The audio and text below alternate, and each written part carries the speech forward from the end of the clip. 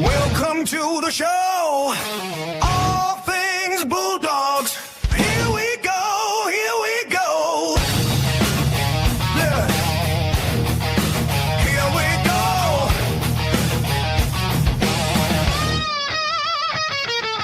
Blue and white pride. Bulldogs for life. Dogfather here. Gas by my side. Talking dogs tonight. Dogfather and Gas. Blue and white pride. All things Bulldogs. Footy talk and more. Dogfather and Gas. Bulldogs to the core. Bulldog spirit.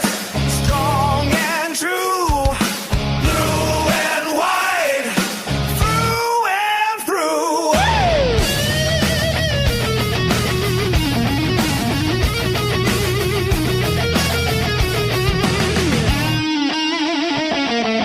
G-Day Doggies fans, welcome to the show. All things Bulldogs. Here we go, here we go.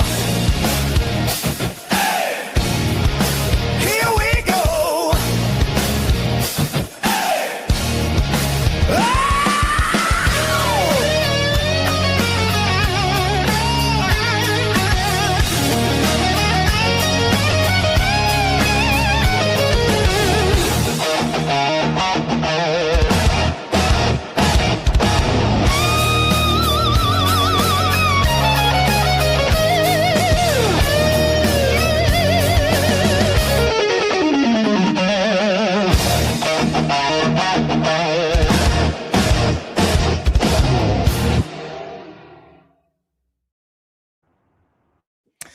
G'day, Doggies fans, all things Bulldogs. It's the live review. Welcome to everyone who's tuned in already on Magic Round. We've got the Dragons and the Panthers playing at the moment. I actually don't know the score in that, but we'll get it up and have a look a little bit. Gas is heading home at the moment. So g'day to you, brother. How are you? G'day, mate. Sounding good? Good, mate. G'day, everyone. Currently Big 12-0 weekend. to the Panthers, mate, at half-time. 12-0? 12-0 at half-time, yes. All right, perfect. So it seems that 5 games so far, teams have lost by 22 or more points since our game. So this will be potentially the 6th game. So, look, that's not giving our team an excuse for what happened in that first half, but a bit of context on the week. And yes, it's our 5th loss in a row. Sorry, guys, just sharing this to a couple of people that I forgot to share it to that asked me to share things to them, as well as people who don't ask me to share. So that'll be done in a second. So there you go. So how is everyone? Say hello on the chats. We're going to talk about the game. I was able to sit behind the goalposts, which is I love to do because I can see a lot of the stuff that I like to see when I go to live games and stuff. In the last couple of weeks, it's sort of been not in the best positions to see everything. So it was really good. Well, it wasn't that good because I got to see how brittle some of the decisions were in our defensive stuff. But we're going to talk about the probably 2 key areas that need to change, where we need to sort of have a bit more of a positive attitude, I think, as a team. I think that there's a little bit of we're getting punished on contested possessions in the air. That's one thing that I'm going to talk about. And the other one is obviously, getting that ruck speed going because it's, it was always going to, like the return of Max King was significant. He's going to be better for the run, especially after what what happened with their fourth or fifth try, which put us down 24-0. That was terrible. We'll look at some early predictions around the team. But this week we're going to do Origin as well during the week. And we're also going to look at, I always do an annual shopping list. So assess where we're at halfway through the season or getting to that point. Who's going to be off contract? Who do I think is going to make it from our juniors and that sort of thing? As well as addressing all your chats the best way we can. Raising money for autism, which we're doing a great job, over $1,050 so far, or very close to that amount. And we need your continued support. We're up to about $60 on the spin, $60 of contribution so far since we started that. People getting tickets into the draw for a Bulldogs jersey. And, lots happening. Always giving back, but we're also going to look at what I think needs to change as far as our lineup goes. Good to see. Let's say hello to everyone at the moment. G'day to you, Bulldog Mike. Hey, guys, I'm so depressed about our team. Look, we're all depressed, mate. It's just how we conduct ourselves. And I tell you, if you haven't seen Stephen Crichton's 150th video, go and watch that. That's brilliant from the Bulldogs. I've shared it around as well. And also Jack Underhill, finding out about the struggles he's had to go through, losing his mum at 7 years old, and just like the belief this kid's got and the way he went out there. Look, we've been talking about the desperation he showed as a player, especially defensively, and he looks like a Bulldog the way he plays. And a lot of people have wanted that moment, but I can guarantee you that it's been a long process of getting him ready for that debut.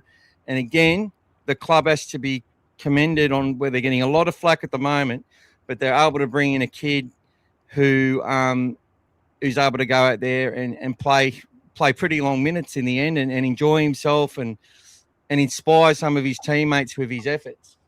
I think he ran 5 decoys in the first time.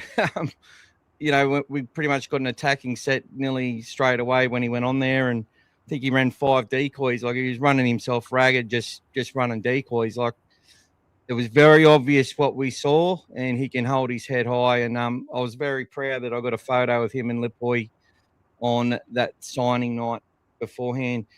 G'day to you, Pro Tay. G'day to Timmy. Thank you, Timmy, for the update. Disallowed try to cook at half time. Welcome to you, Brian. Good to see you, mate. Look, I understand how the Bulldogs are a massive thing to all of us guys, and for some people it's literally their one highlight, and I get it. And when it's going the way it's going, it can be very, very detrimental to the way we are with our mental health and all that. So, look, that's why they call us All Things Positive, because we want to get you thinking about the bigger picture always. And I know some people are sick of thinking about the bigger picture. They just want to be able to watch us ascend and keep that happening till we get a premiership. But unfortunately, life isn't that easy. If it was, we'd all be doing a lot better than we are. But Timmy says defensive attitude and mindset needs to be better. Yeah, look, I just think it come down to a lot of moments. And I actually don't I know it doesn't, people don't like what the people say, Gas, that they don't like when Serrato comes out and says there was positive things in being 30-0 down. Like, he's not doing himself any favours.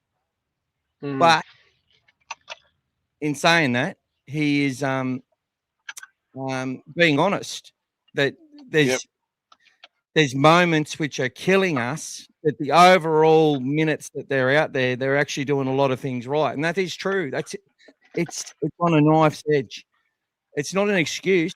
It's not saying they're not accountable. It's not saying they should be better. But there was also that one little comment he made too, Gas, where he said, I could talk about fatigue. It'll probably be bullshit anyway. That should open up to you guys that these press conferences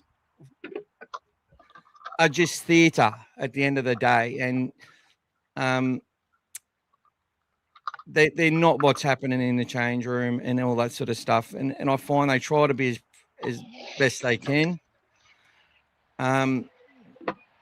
But But yeah, look, it's a learning curve for everybody involved. I'm sure of it. G'day, Lucas. Good to see you, mate. What's happening here? I'm trying to click on Lucas and it's stuck on Timmy.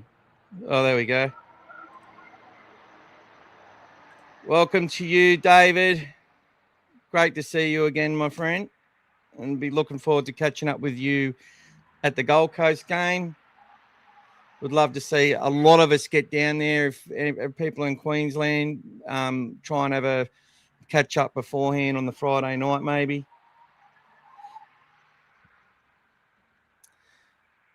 Yeah, James. Look, mate, there's a good comparison you can make with Barrett there. Look, Barrett was the greatest attacking coach at Penrith that they ever had. Our attack was horrible with him, so it's got the difference between roles is pretty simple, but this team is nowhere near that because our reserve graders are there's a lot less fringe first graders in that development list. There's a lot of guys that they're developing for NRL in our reserve grade side and Jersey Flag side. So it's a massive different thing to having 60 players running around that are all really pretty good in reserve grade, but collectively on a team. Look, we still had some good players back then, going back to 2020, 2021. Where are you now? Yeah, just continue, mate. I'll be there in a second. No worries, buddy. He's in the servo. He's like, give me some fuel. Yeah, look, we're not playing worse at all. We've had a bad run of games. It's 5 games that we've lost. We won the first 2. They were always going to be tough. We lost the next 2 where we had some moments, especially in the South. I thought the Newcastle game was one of the games I was scared of the most because of the way that we actually were outplayed in doing what we do. I've still found in most of the games we've played this, even in this losing run, we've had periods where we're doing a lot of things right, except for executing. But what's killing us? We're going to talk about what's killing us in a moment. That's what we're going to get to, and we're just punished for it every time. I know as a player from the top class level, I'd call him a player from the working class. He's put in so much effort. Not contentious at all, Timmy. Ripped off hard. G'day, Jacob. Good to see you, mate. Timmy, I read the match report from men's under 18 cities, O Country SA. It was great to see CJ in the match report. Yeah, well, I still haven't watched it yet, and I feel bad for that, but it's just been too much. Mental health struggling a little bit with like everyone with rugby league, where I don't even want to talk about it with some people. And I need to sort of collect my own thoughts so I'm not influenced as much. But yeah, I need to. I've done that. I'm going to tell you what the key areas that I think are costing us big time, and it's not summed up in just some simplified word like attitude or they've got a poor attitude or they're sad, they've lost the coach has lost the dressing room. All these cliches are so easy to say, and it's just constant attacking from people that should know better. But I understand it. They're all frustrated. We all are. Like, I get it. And, I just tend to focus on 3 or 4 or 5 different people among social media that say nothing when we win. And then they come out of the closet when things are going wrong and they think they've got all the answers and who the problem is. And, they only look at things, it's poor recruitment and retention when we're losing. And they mention 7 guys that we've let go of, but they don't mention the guys that have been recruited that they loved and were excited about only a few weeks ago. So it's It's just human nature, I guess. G'day, I'll Trent just say from a couple of Punchy. things. Good to see you, Trent. Been a while. Mick, if you can hear me still, yeah? I can hear you now. What do you got for me, brother? Mate, just a couple of things. I was at the one of the sessions earlier last week to see the team train. And I will say that anybody who thinks that there's anything at the club is absolute garbage. The boys are firing on all cylinders at the training.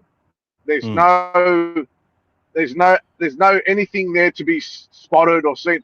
They're working as one. They're working to perfection. They're doing their drills, and even when something goes wrong, they stop it and they go, no, we want to get it right. Do it again. So there's just the search for excellence constantly from their side at the training. Everything they're doing, all the efforts they're doing. I mean, just the setup to get them ready before they started. There was about a dozen people on the field getting everything ready, and I'm talking measuring meticulously everything to be in position where they want it to be before these guys go out. So nothing that the team has done is any shortcuts or anything that is not happening on the training paddock. The attitude, the team camaraderie, the way that they come out, they come running out as a team. Everything they're doing is still 100% effort, togetherness, everything, and they're all as one. There's nothing. People are trying to say the coach is there. Everyone's there together. They're all in it. They're all trying their best to get the result. Now, like you said, there's a combination of many things, not just one word or one thing. Obviously, a lack of confidence at the moment, lack of belief in some areas, just that execution on some things, and as much as you want to say it, for me, a big lack of luck at the moment, not going our way as well, is not helping. The 50-50 bounce of the ball, all these little things going against us doesn't help, guys. It doesn't help. So it's not easy sometimes when things aren't going your way. Just like winning is contagious, so is losing, unfortunately. And I just feel like the guys need to get a win under their belt and get that team song belted out, get the confidence going, get the juices flowing. And, like Melbourne finally broke that 7-run and won their second game the other day. As badly as Parramatta played, they still got the job done. But sometimes you just need to get that little bit of a break and get the win and then start again. But I will say one thing for context, people, for context. Now, everyone's looking at the Bulldogs, and the biggest focus, I believe, at the moment is the Bulldogs, right? But let's look at one thing. The teams that were in the top 4 last year are currently sitting 11th, 12th, 13th, and 14th. The teams that were in the top 4 last year, including the Premiers, 11 to 14, the position. So it's not just a Bulldog problem. Yes, things aren't going our way, but it's happening to a few other teams as well. Things aren't as easy as it seems at the moment. So that's just for a bit of context, people. Take what you want from it, but I'm just looking at the big picture, and I just think I'm hoping that we can turn the season around and get a great back end to the season. But it's not from a lack of effort, people. What the team is still doing out there is still thinking as if they're a top 4 team and believing that they can get a result and win and do what they have to do. Is it showing on the field sometimes? No. But that's what you have to keep doing. You keep putting in the effort, and then things will turn around.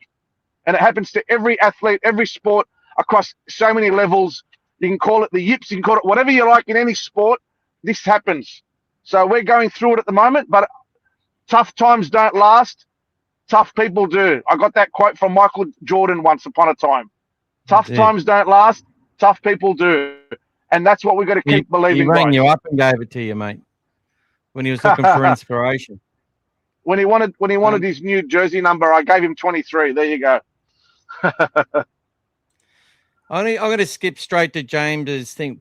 We're supposed to be in a premiership window this year or next. Now, guys, every team, and this is what they'll tell you, believes they're in a premiership window after every preseason.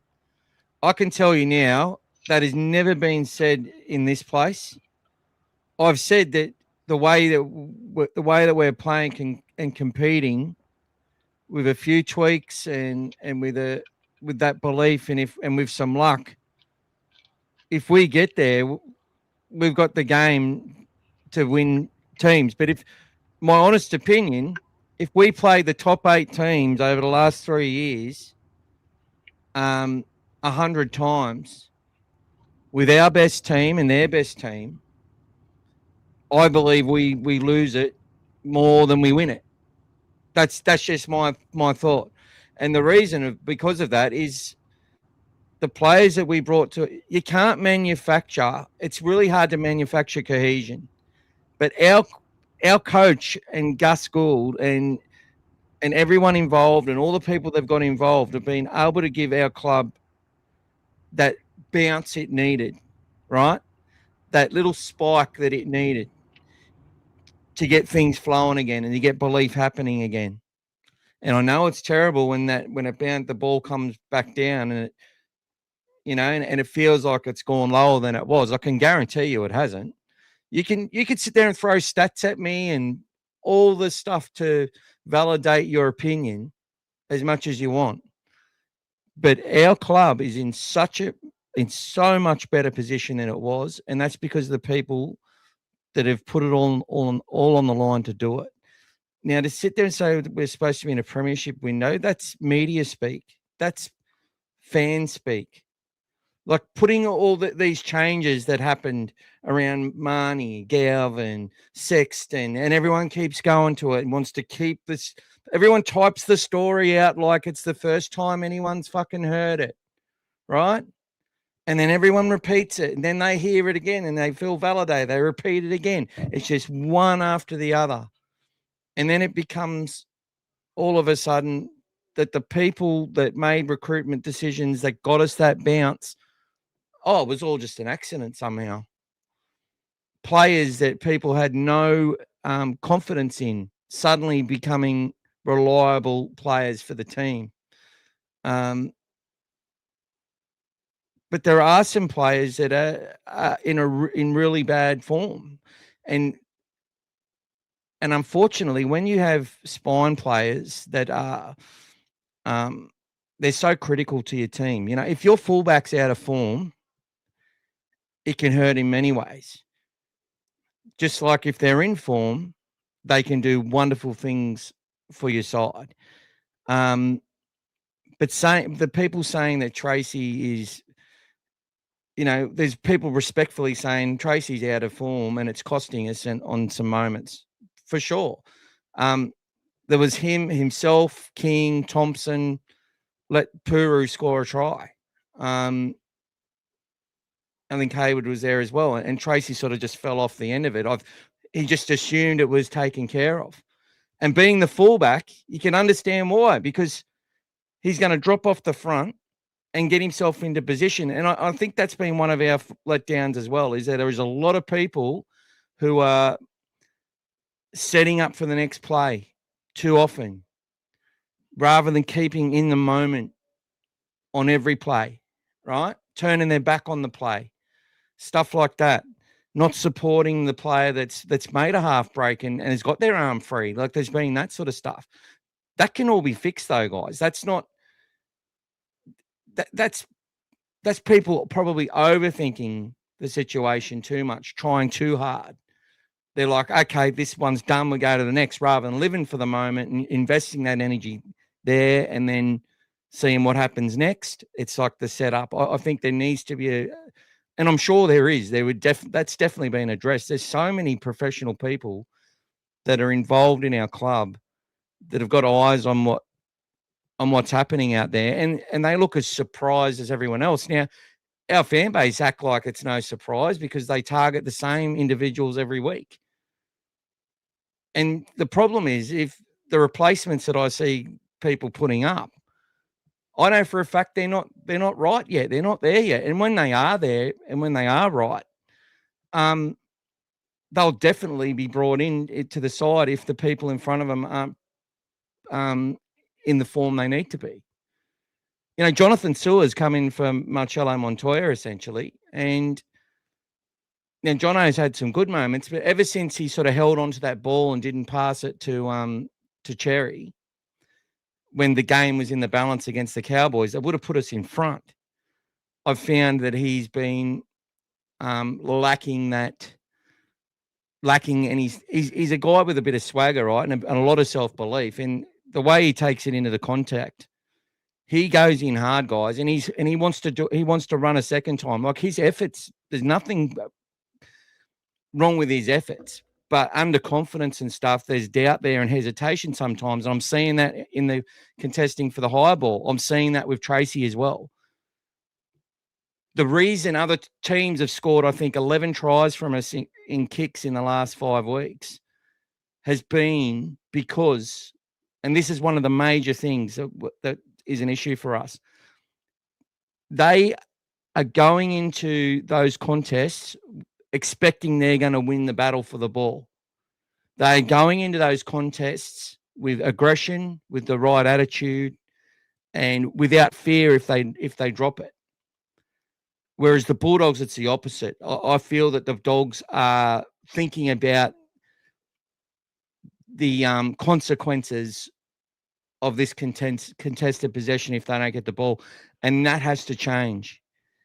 And it only changes when you get players, because you know what happens when, if Luke Patton dropped the footy every time he went to catch it, if he dropped it, I don't know, maybe once more per game in his career, the Dogs wouldn't have won a premiership. I'm telling you, they wouldn't have won a premiership and got close if it was just one more average per game drop. That's how much of a knife edge these things are. So when they go up for a ball and they're down 6-0 again off a kick, or if someone puts a chip in, we're not getting the bounce of the ball. That is true. We're not getting the bounce of the ball. So you can sit there and say, oh, it's a lot more than that.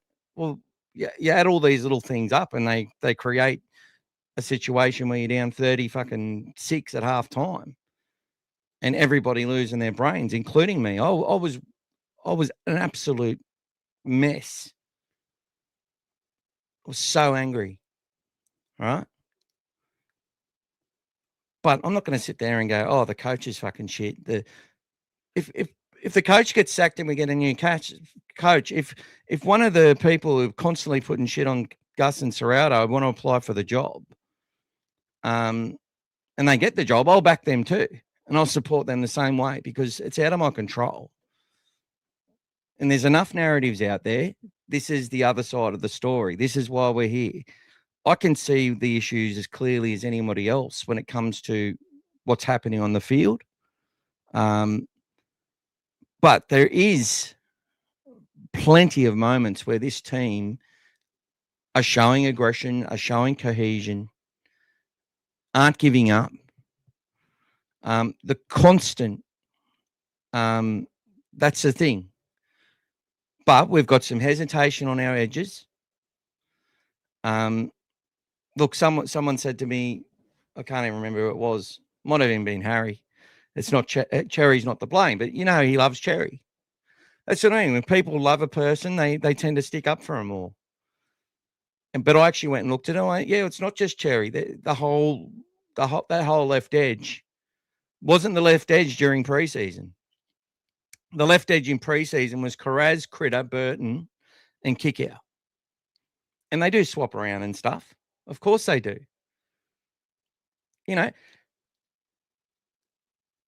This team is not that far off. But as you can see in the results in Magic Round this weekend, 6 games, the margin was over 22 points. 6 games.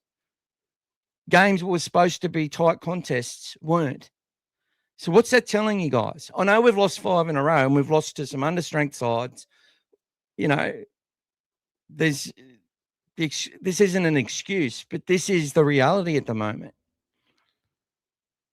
That is the reality, and you just have to understand that. And for us for people to want to blow it all up and start again it's such a slippery slope. Our club can't endure that again. Our club needs stability more than anything. The team needs to remain stable. Now, there were 3 changes again last week, 4 actually. When you count Underhill, Burton, Mann, and Max King coming back into the team. Carraz comes into next week's side. And that's going to be another change, right? But come Team Tuesday, what's everyone going to do? They're going to go, oh, they haven't dropped Salmon and they've still got like Bailey Hayward. It was quite funny. It took till round 11 for Canterbury Bankstown Bulldog News to highlight a video where he wanted to highlight Hayward, Tracy, and Preston. And he had Preston there, but knowing that Preston was the last line, it wasn't his fault the try was. And he's like, who's to blame for that? But he didn't show Kurt Mann at the start of it. Kurt Mann committed to Nico Hines. Hines nearly snapped his ankles by stepping back inside. They'd been defending all fucking half. Nothing goes right for them. And some of it's their own fault. Yeah, right. I couldn't blame the referee. And after watching the game, I still don't blame the referee. Sutton was one of his best games. I'm sorry, but that's true. But when refereeing us, that's one of the best games he's had for us. Right? So when you're looking at this game and Mann gets stepped and then he goes through 3 people. And look, Andrew Voss and that are doing their job, but they're constantly highlighting players that they know that the Canterbury Bankstown Bulldogs fans are targeting as well to validate you. And I'm telling you, they are doing that deliberately. Not because they're the experts and they see what you see. No, it's targeted and it's designed to get their advertisers clicks. And if people don't understand that, they're not too smart. That's how it works. Marketing it's theatre, it's a TV show, and marketing is about getting people interested in products, right? And put in front of sponsors. Now, Jamin Salmon, I listen to a lot of players talk about coaching and stuff like that.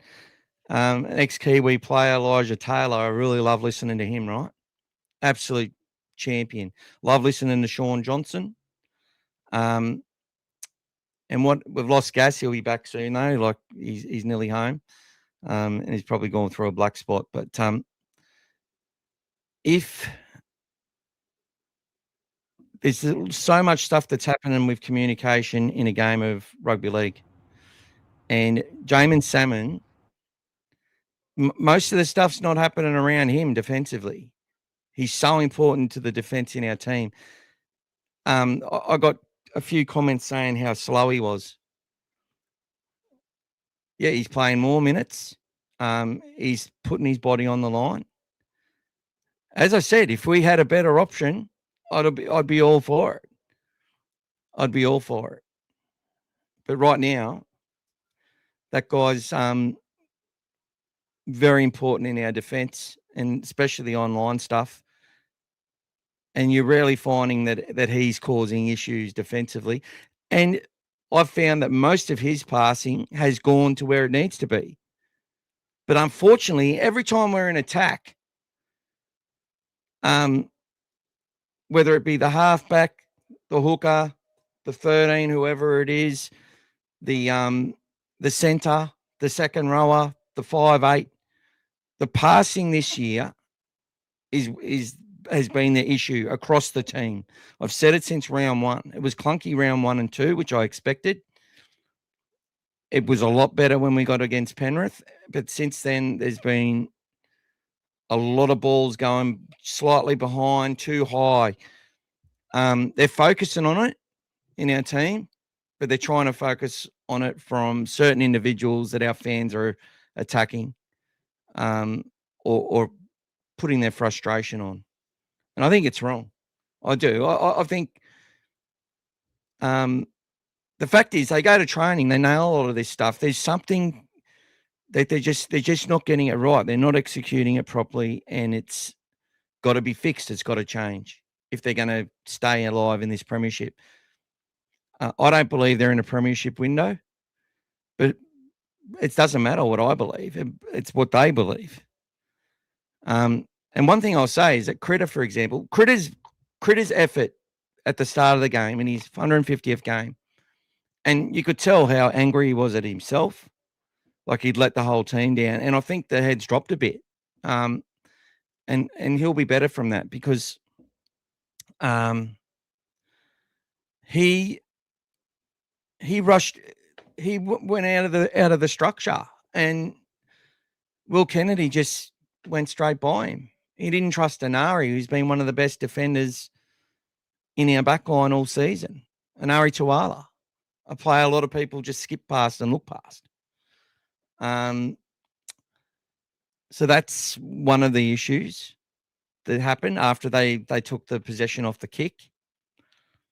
Now, Critter's defense after that point was very good for the most part, and especially in the second half. And look, they went out and won. I know the game was long gone and Cronulla switched off and whatever else, but the Dogs, they made some line breaks. They got some things happening. There was some beautiful passes from Galvin and Critter to get people on the outside. There was the effort from Underhill. Now, people will say, why didn't he use AJ or Lipoi? He wanted to get some more minutes into Max. Obviously needs that fitness. Probably one of the players that cost them the 36. He probably didn't want to put any of that loss on any of those other players. They were never a real chance of winning it at any point, which was disappointing. But there was things that we got to cheer for some stuff. Now, I don't like being in that situation where my daughter was like, we've only scored 12 points in the Queensland game so far. We need to score more than 12. They got the 16. She was a bit happier because of that, and we nearly got the one at the end. Tuala had a try disallowed and had another one in the corner knocked out. That's still, it's not fun and it's not like acceptable, but it's improvement as far as there were signs there that when we controlled the ball a little bit better, held some possession. Now, the Sharks will have that period where they knock the ball down 3 or 4 times in a few minutes. They're just rushing up and swatting at the ball. A couple of those passes were pretty bad, I will say. But they scored off the back of a forward pass as well. Like, it all adds up. It all counts. At the end of the day, the Critter miss at the start, the way we're competing for kicks is just costing us big time. We need to go into those with the intentions that we're catching the football, and if we don't, if we spill it, we defend it, and we bring that back to ourselves because the guys seem so scared of the consequences that they're not committing the way their opposition opponents are. That's what it comes down to. Also, the fight to play the ball in some of their players. You bring Jesse Ramey back and Ronaldo Mulatalo back. Massive ins for them, for that team. Obviously missing Brayley. They've had Jaden Burrell there for the whole time, doing his best. So you've got that scenario where these guys bring that energy, and that's what players like Carraz do for us. That's what we were getting from Montoya last year, that aggression, that energy, breaking people with his hips, stuff like that. So, look, I think that the Bulldogs I think we're about to go on a 3-game winning streak. I know that's hard to imagine right now. We have to beat Melbourne this week. It just has to happen. And they have to go and make it happen. They have to go out there and play confident. They have to make it a really tough night for Suafa'alongo. I expect they're not going to have Liero. They're not going to have Harry Grant. They're not going to have Cameron Munster. And I think they're probably the only three that'll be missing, but they're big outs. But they will have Jerome Hughes. They'll have the Nick Meanies and, the Warbricks and these sort of players out there. Lots of talent. That young Leo on the wing, he's had some great moments, but also had some bad ones. They've got that workman type forward pack. They'll be going out there expecting they're going to win for Bellamy. And the Bulldogs will be going out there on their 2000th match to absolutely smash the pants off these Storm side and get their season back on track. Probably not going to have Critter. I think that's already probably been leaked, especially with Latrell being out. I think they're just going to Critter will go out there and Macca said something that might be just what he needs to get amongst that elite level. One of the things that I've noticed with Critter is that he's never been in this situation. He's always been in a winning team through the juniors. Everything, his whole career has been winning, and he's a winner. And I saw the other against the after the Dolphins loss, he looked absolutely gutted, and it wasn't his best game either. So he's injured, but they're not going to rest on an AC joint. They're not going to rest Preston and Critter. They're going to AC joints, needle up, go and play Origin, come back, play back up after Origin a few days later, no problem. I think there needs to be a couple of tweaks, but what needs to happen is what we talked about last week. Max King and Leo Thompson, the 1-2 punch needs to start happening, and I believe it will. I think the way Max will make up for probably a poor game. That was another narrative through the game as well, talking about how Max and Leo only had 5 and 6 hit-ups between them, and then Fanua Blake had 14. Now, that's because we couldn't get out of our own end. We then made mistakes. They then score. They would get possession again. They had, 23 sets to our 11 in the first half. We managed to turn that around a fair bit in the second, and we got a couple of sets just before halftime. And those, Max was obviously off before then. So the way our team plays, Max and Leo aren't getting back behind the ball off coming out of yardage. It just doesn't happen. Salmon and that took a few more hit-ups than normal. Look, it's just the way it is. We'll talk about Connor Tracy now coming up next week too. Just another reminder. We'll do our shopping list. So we'll look at all the players off contract and who I wouldn't mind seeing come to the club if it's a possibility. I'll look at the salary cap, the one that we sort of, myself and Pete, we look at. He has all the info there and we run it by each other and stuff and give our thoughts.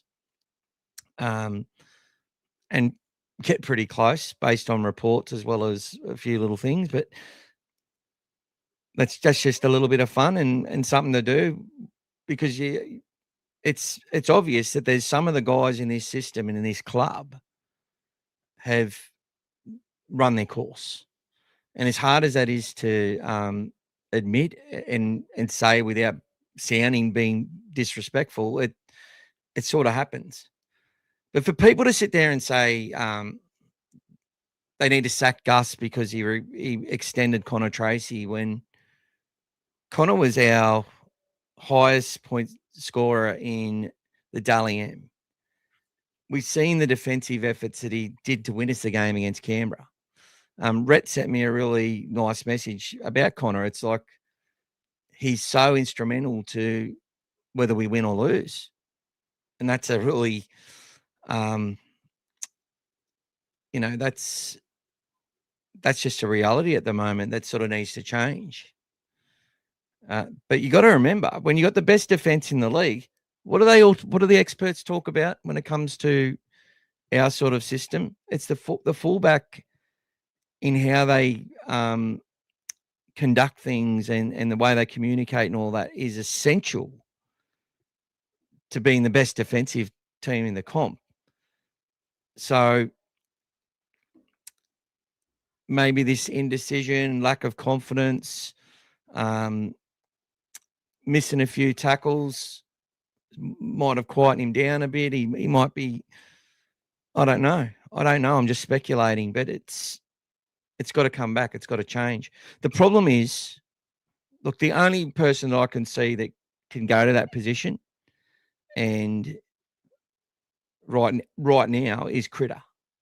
Now I see Cade Dykes as being able to do that, but he needs more time. So just throwing him in there now, we're more likely to re-injure him than we are to actually develop him to be elite. What he's showing that he could be. That's the same with young Tay. That's the same with all the young guys in that position. It's one of the most important positions, and it was important we had a player in Connor Tracy be re-signed because our depth in the area, we signed David Bryantton. Now, he wanted to train with the top 30 squad, thought he was gonna, didn't want to, which meant he would get paid more, which would mean he wouldn't have to get another job to survive and all that. And he didn't want to do all that. So he left, he went home. He believed that he could just, will stuff his teammates. He should be able to just get there. And the club's like, no, you got to earn that. You got to work for that, to earn that. It's a tiered contract. It was for how many years, and this is where you start, and this is how you progress. And you could see they put him in Ron Massey Cup. That you play against some. There's a lot of young guys in that grade, but there's also a lot of tough guys and things are a bit slower, and there's some big hits. And you cop some punishment in that grade as well. So that was definitely going to be to his advantage. But he left. Oliver Smith got homesick, left. There was rumours he was homesick for ages. His mum told his mother told us that, told a bunch of people that he had re-signed for 2 years. That's why the reports came out, because he had.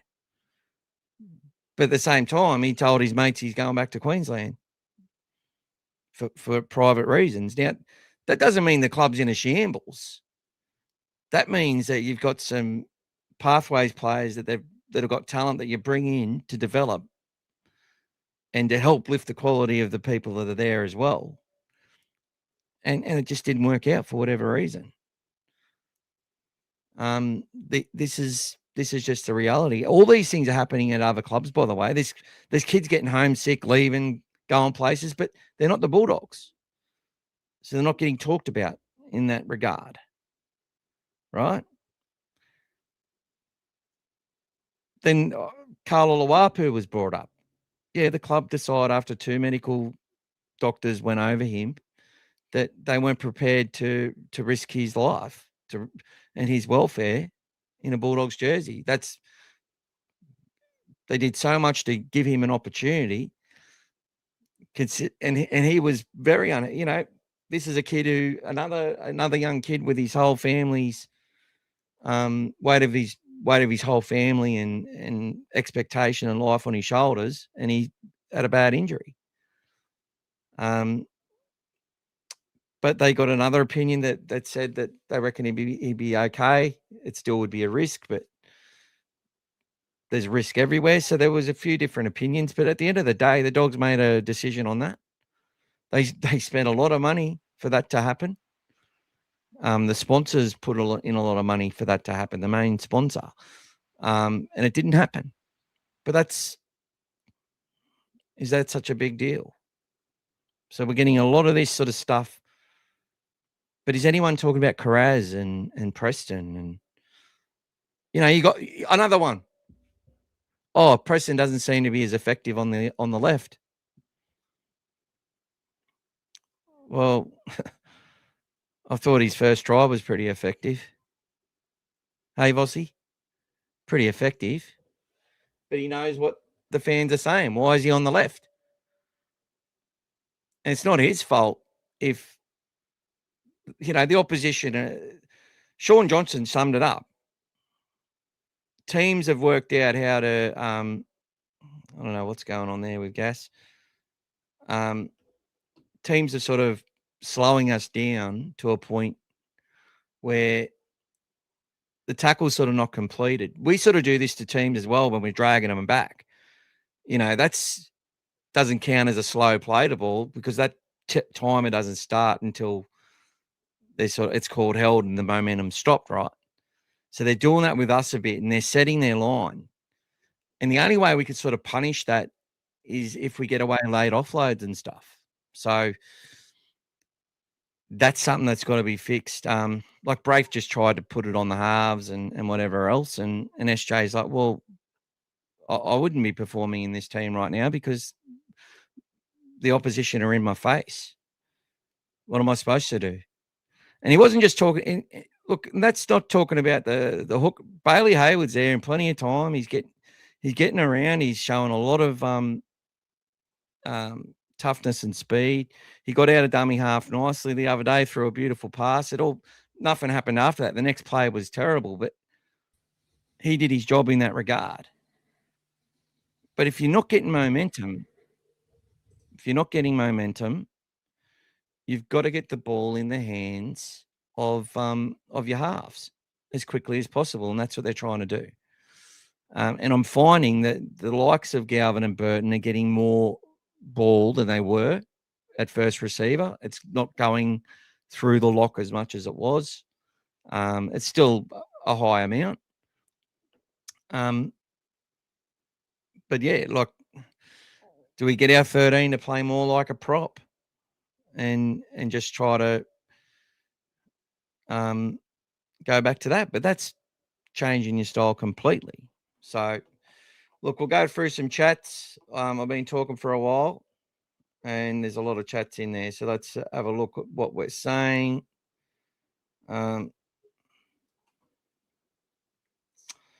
Let's get to it.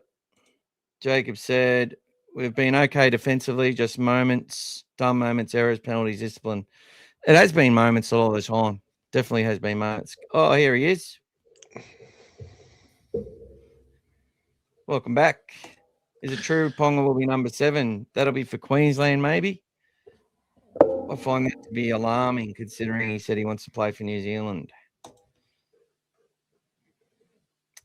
No worries, Andy. I'll send that in the mail for you and with a couple of other things as well, brother. G'day, Joby. Good to see you, mate. Sorry I haven't been able to chat, brother. I just needed to look at everything from my own lens to see what, without any sort of influence. Because I know if we're chatting, we're gonna talk about it. I agree, Brian. Cookie was robbed a try. Tony, will Cameron Serrao drop Tracy this week? I don't think he will drop Tracy this week. I think after the origin period, if we keep getting the same issues, or even like next week or whatever, where it's sort of on a knife edge, I think that will it could happen. But yeah, as Rhett said, it's definitely been.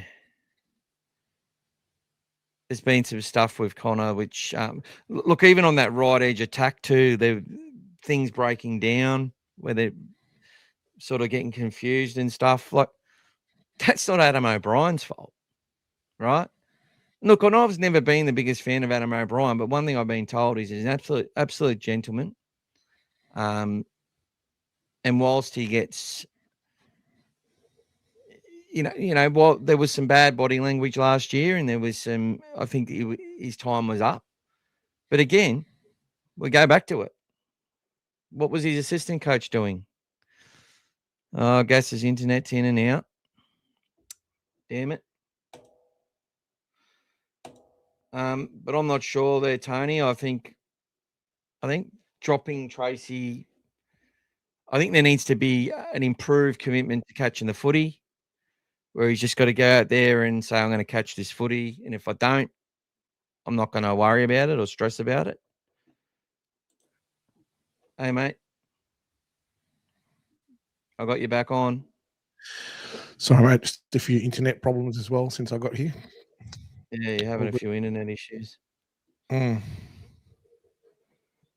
Tony says between Tracy and Sewer, they've scored 18 points.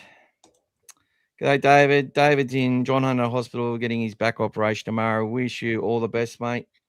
I'm sorry I won't be giving you a call, brother. But I do wish you all the best. And, big shout out to David. And you let us know how you go, mate. You let us know how you go. Timmy says, to be fair, the Panthers are going through the motions, Dragons, blah, blah, blah. Thanks, Timmy. And sorry to sound disrespectful when I said that. I just want to get to Bulldog stuff as quickly as I can. Lucas says, be nice to get the bounce of the ball to go our way. Lance Armstrong says, hi to you. Tony says, Hectic Fred has truly lost the plot. I think there's a competition between themselves on who is the bigger idiot. Yeah, look, they think they're bigger than the club, in my opinion. I talked to him on Instagram a couple of times last week, and it was rather respectful. I think he's a lovely. I think he's a good human. I really do. I think some of the other guys aren't. I think they're pretentious shits. Guess you just cut out again.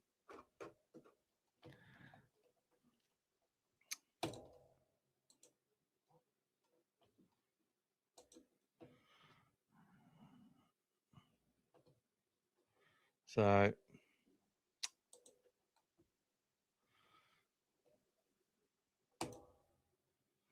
yeah, we do need to win for you, buddy. And he says maybe they're putting too much pressure on themselves to be clinical. Just going to message Gas.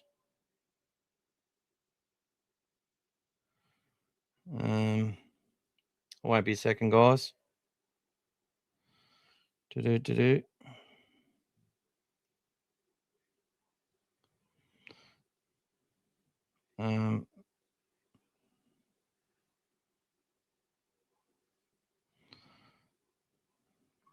can run through the... Sorry, guys. Just had to message the beautiful Gas. Lance says losing 5 weeks in a row 3 times by 21 plus isn't a luck issue or a 50-50 issue. Well, they all collectively help. If you're not getting the bounce of the ball, it makes it harder. And the system requires that everyone does their role, and obviously individuals have fallen out of that a few times. So there's some vulnerabilities there, and it's causing us problems. Why can't we play up the Warriors far out? Because we were supposed to be in a premiership window. Connor Trace is shocking. Come on, Gas. Come back, bro. Oh, he's on the mobile now. He's looking even better. Yeah, I'm just restarting the laptop, mate, while I'll go to the mobile for a bit. Oh, it sounds pretty good on the mobile, mate. Yeah, no worries. Can you see the chats or anything? Yes, I can now. Let's go through a bit. I've been talking a lot. Yeah, let's just see. That's me. Damien Cook coming to the Dogs, eh?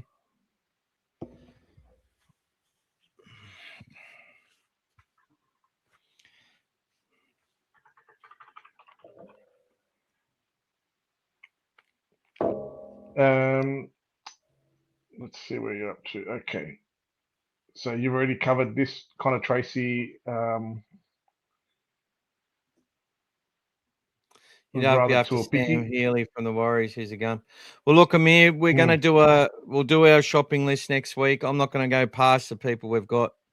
And honestly, as I said, up to round 17 last year, Connor Tracy was our best player over 17 rounds. That injury he suffered set him back.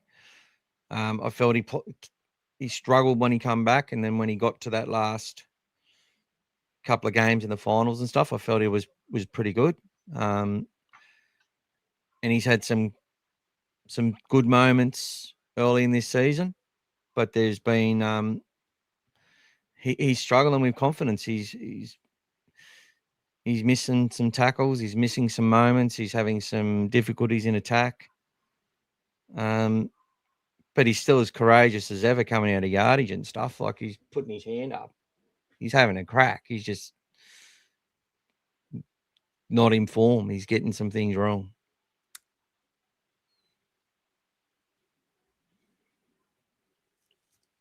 Oh, you want me to read it? Oh, yeah, sorry, mate. Yeah, if you're done with that. Yeah, so Timmy's saying definitely no lack of effort. Keep the faith, guys. Important milestone against the Storm. So obviously I highlighted that in the pre-season about the 2000s game. So Yeah. let's hope the club does something to celebrate that as well. Let's get out there and support them this weekend. Lance has got some incorrect information, I'm guessing. Cookie's not coming back. Cookie's not coming back to the Doggies. Don't worry. Well, if they are, mate, awesome. And yeah, Mike's telling you what he thinks. Bulldog Mike.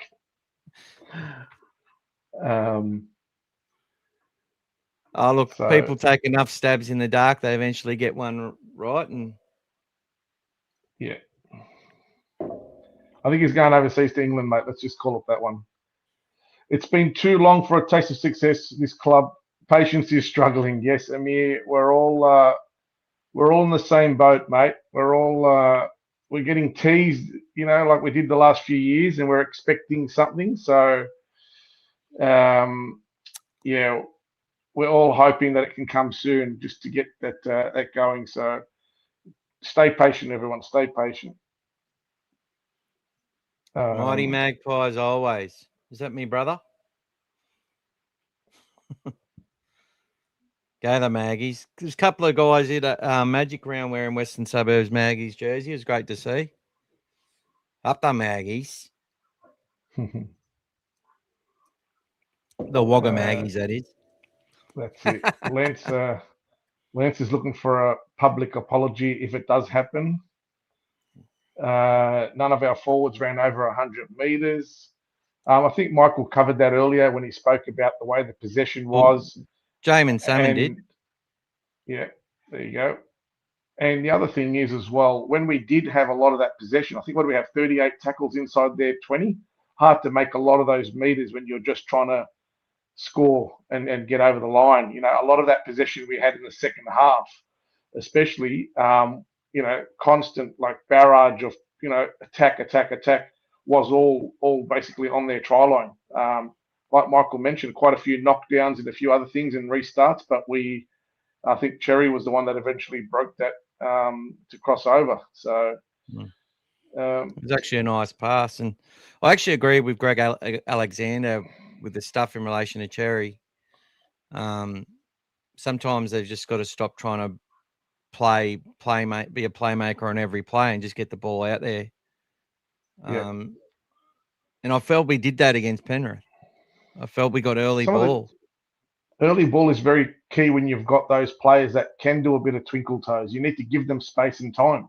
And what it does as well is it makes the opposition think twice. When you're giving it to them with an ultimatum, like basically go through that gap or else, they're easy targets at the moment for everyone.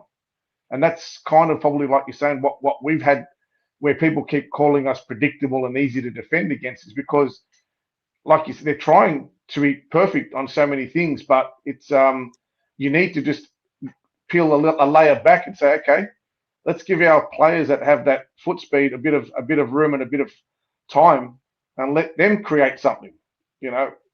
So that's what we need to keep doing, hopefully.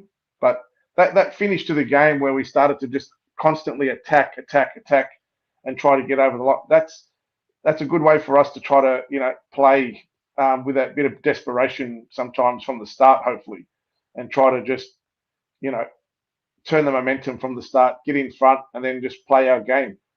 Our strength has been taken away from us of that grinding, winning a game and playing that. It's the games, like Michael highlighted, was it 6 games, blowouts this weekend? It's not a coincidence. I mean, if you looked at the game today, at one stage there was it 10 or 11 penalties to the Warriors? I'm not even counting the restarts. 12 penalties to the Warriors from 12, yeah, and a sin bin on top of that. But when you look at that, that's just basically saying we're going to control this game. Now, whether they're warranted, yes, a lot of them were. But when that's happening to you as a team, that's it. That game's taken away from you. By the time that Brisbane got their energy back, which they didn't, the game was gone beyond reach. And that's happening a lot in the NRL these days. There's a lot of games that are just gone because you can't catch that. That's it, So, I think we need to just play from in front, get some games going. At the moment, the confidence is down, and from behind, we're just not, we're not pulling teams back in again. We're not doing it from the front either, brother. We're not doing it from the front either. We've started well in a number of games. Well, we were up against the Dolphins, and that was it. Yeah, I'd rather that. Well, we were 16-0 up against Penrith. Yes, they got back to 16-all, but then we went away with it again, 32-16. So, that worked. Let's do it again. That's what I'm saying. Let's just keep pushing, playing what's in front of you and trying that. So, Tony says put Tracy and Sewer back to Reggie to get back their confidence if you leave him the side. Look, I expect Jacob Carraz will come in. Now, if Critter's not in the side, I expect Tuala will move to. Well, it's interesting. They might put Tuala into right centre and Carraz to right wing and bring in Jeffro on the left wing, or they might just keep Sewer on the left wing with Cherry and move Tuala into the centre position and then put Carraz on the right wing. If Critter's playing, I think Carraz just replaces Sewer, and that'll be the change that is made. In my opinion, I think that I just think they need to go back to what they were starting the season with, where they won 2 games. That's with Critter at left centre. He didn't play against Penrith. Cherry come in and obviously a lot to prove. Got some early ball, did some good stuff. Kick-out was great. Birdo had a good game. Galvin had a great game on the other side of the field. The balance was good, and the aggression was there. They fought harder on the ground. They but look, I'm watching Satili Tupanua hit. I've got no issues with him on the right-hand side at the moment. He nearly broke through for a couple of tries. Like, he caused problems out there for the Sharks. So there's things there. People want to catastrophize and dramatize and sit there and argue with me and tell me that, I'm just like I'm getting paid from the club or some bullshit. It's like, well, all the other narratives are out there. They're all out there. If you want to see more of the facts and the truth, look, I'm sick of it. And there's people who know the truth, who's been told the truth, have been shown the truth. They still ignore it. They don't care because they want to. There's just this. I don't know what it is. It's this thing where they just feel that they have to be part of the solution and actually feel like there's so many people who think they're the intellectual equal of Philip Gould. It's like they have this sibling rivalry with him almost. Like they just talk shit about him constantly, especially Queenslanders. Queensland Dogs fans don't like him too much usually, and I get that. I find he's always been good to Queensland. He's always hyped up the Broncos. But calls it out when it's true. It's funny. The Broncos got another home game today. Sorry, they lost an away game to the Warriors today. Traveling to New Zealand was hard for them. Well, for those who obviously aren't sure, there is a reason why the Queensland teams like Dolphins and Brisbane do have those games as away games, because if you have them as home games, you cannot facilitate their members. So they have to be away games and be treated that way so you can compensate for the fact that it's 17 teams turning up, 16 teams, not just their own teams. So next year, for those who haven't already heard, with the extra team coming into the league, Thursday night will be activated for the NRL, not for the ladies. The ladies will be going up to Townsville for the Origin earlier in the week. So But there will guess be an additional day. Yeah. how many Bulldogs members get to come up here and be accommodated for? How many Bulldogs members are accommodated for when it's their home game on Magic Ground? Not too many. Exactly. So Hmm. it's an unfair advantage every year. I think it should be Yeah. on off. 1 year it's their home game, 1 year it's their away game, and they just wear it. Well, They already get the I'll they tell you how already it get should a be draw treated, Michael. based on the TV needs, which is I'll tell you how it bullshit. should be treated. Tell you how it should be treated. Anybody who remembers our celebration last year for the 30 years from when we won in 1995, we had that at Allianz against Manly.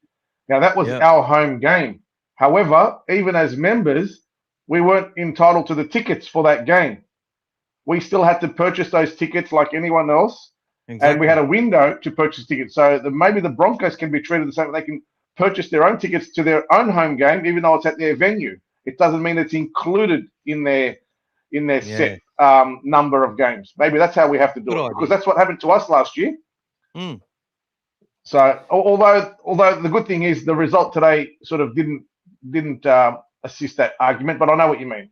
I mean, if it had been the other way, then yes, but the result didn't support that argument. They got what they deserved today, and there's not too many people upset about it. I'm hoping.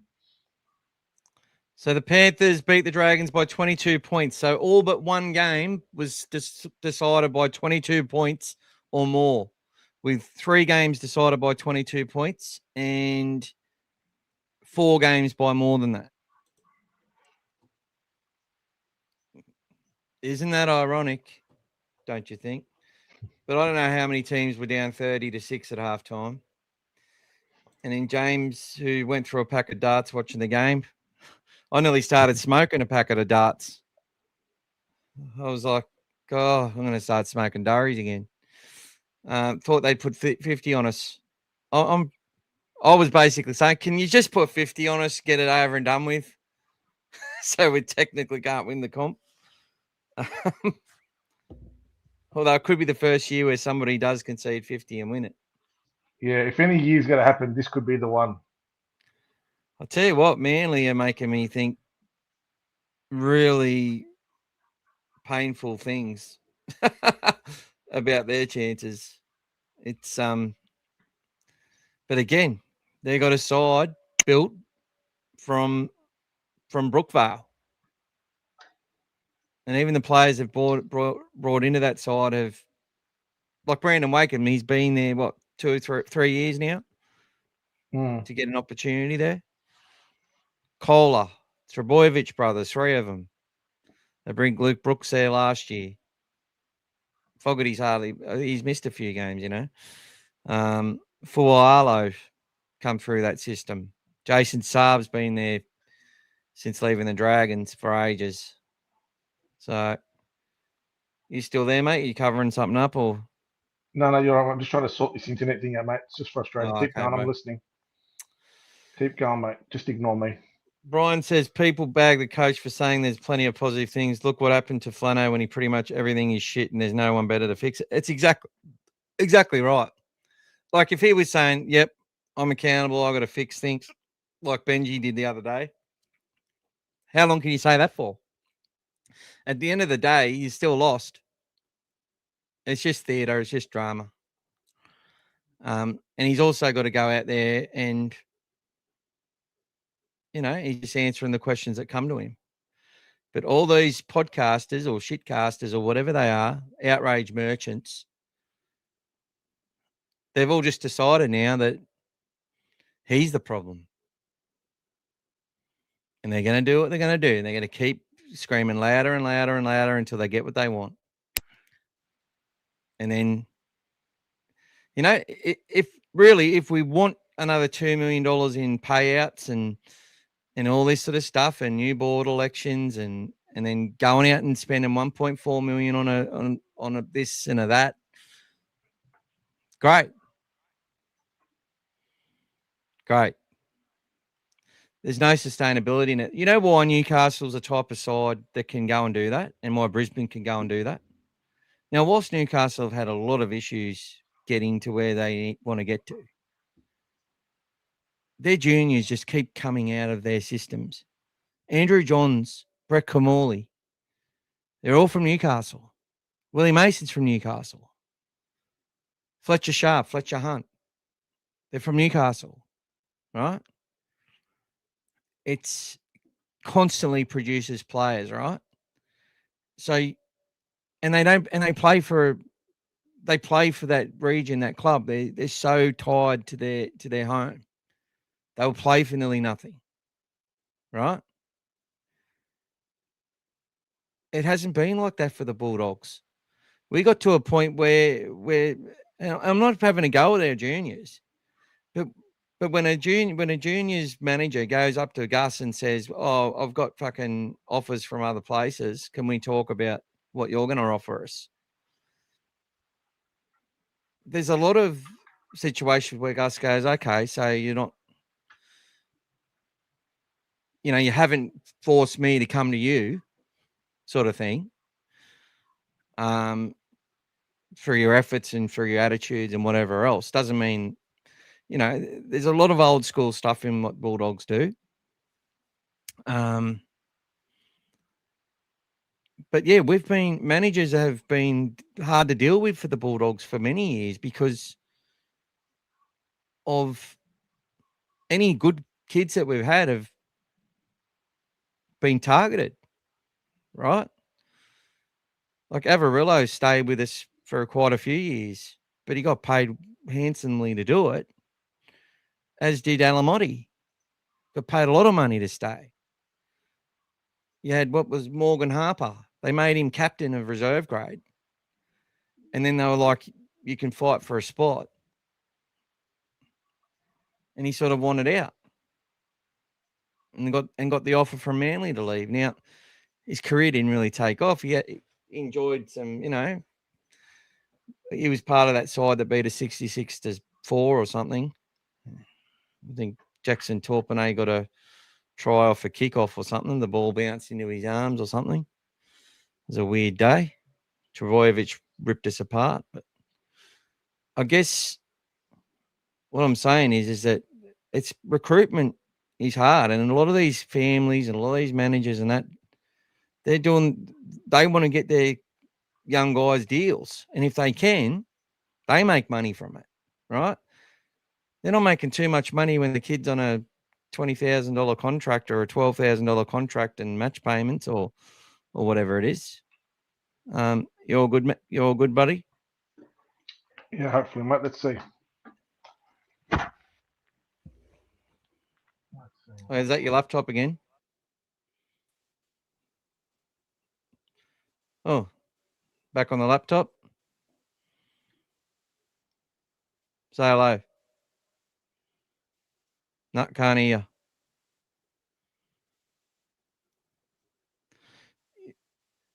Might have to turn your other camera off.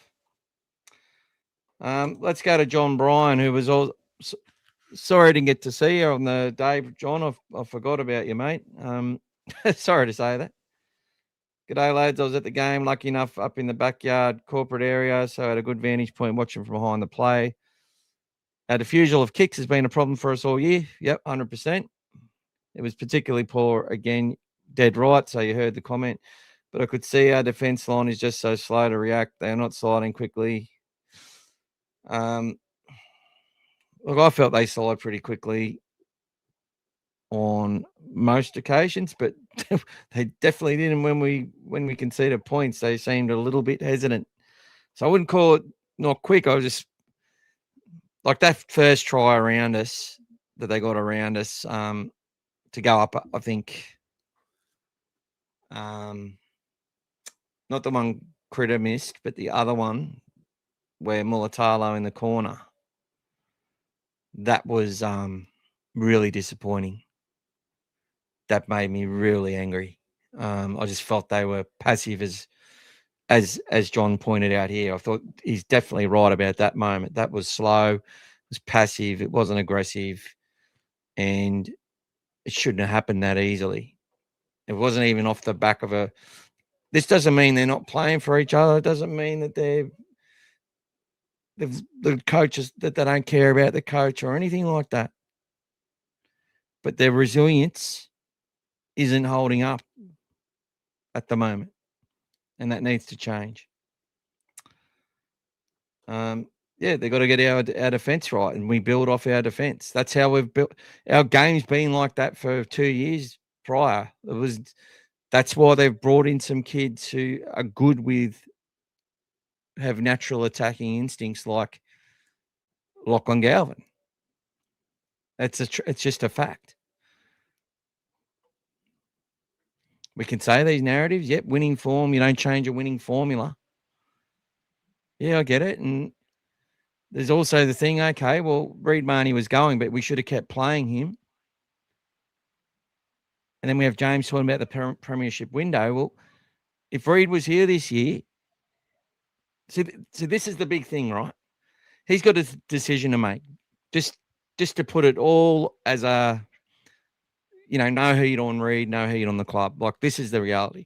He's got an opportunity to get what he believes he's worth, which is about 650 grand a year, to set himself up for the next 4 years, right? He goes to our club and says, let's do it now. Let's get a deal done. There's opportunities there. I know I can get a job in Queensland. Sam knows this. Sam and Gus are good mates, right? One of only a few good mates that he's got.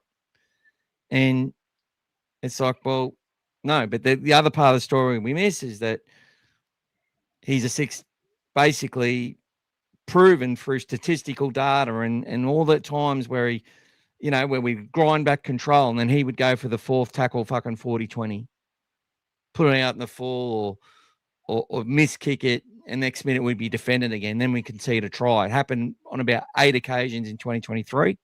He got 2 to start the year and then just kept trying to do it. And then it happened on about, then never got another 40-20, I don't think, but went for it so many times. And look, they'll never punish for trying positive stuff, but it was usually always after we just defended our ass off, got ourselves back into the grind, defended mistakes, and there would be this impatience, and it would come with fatigue.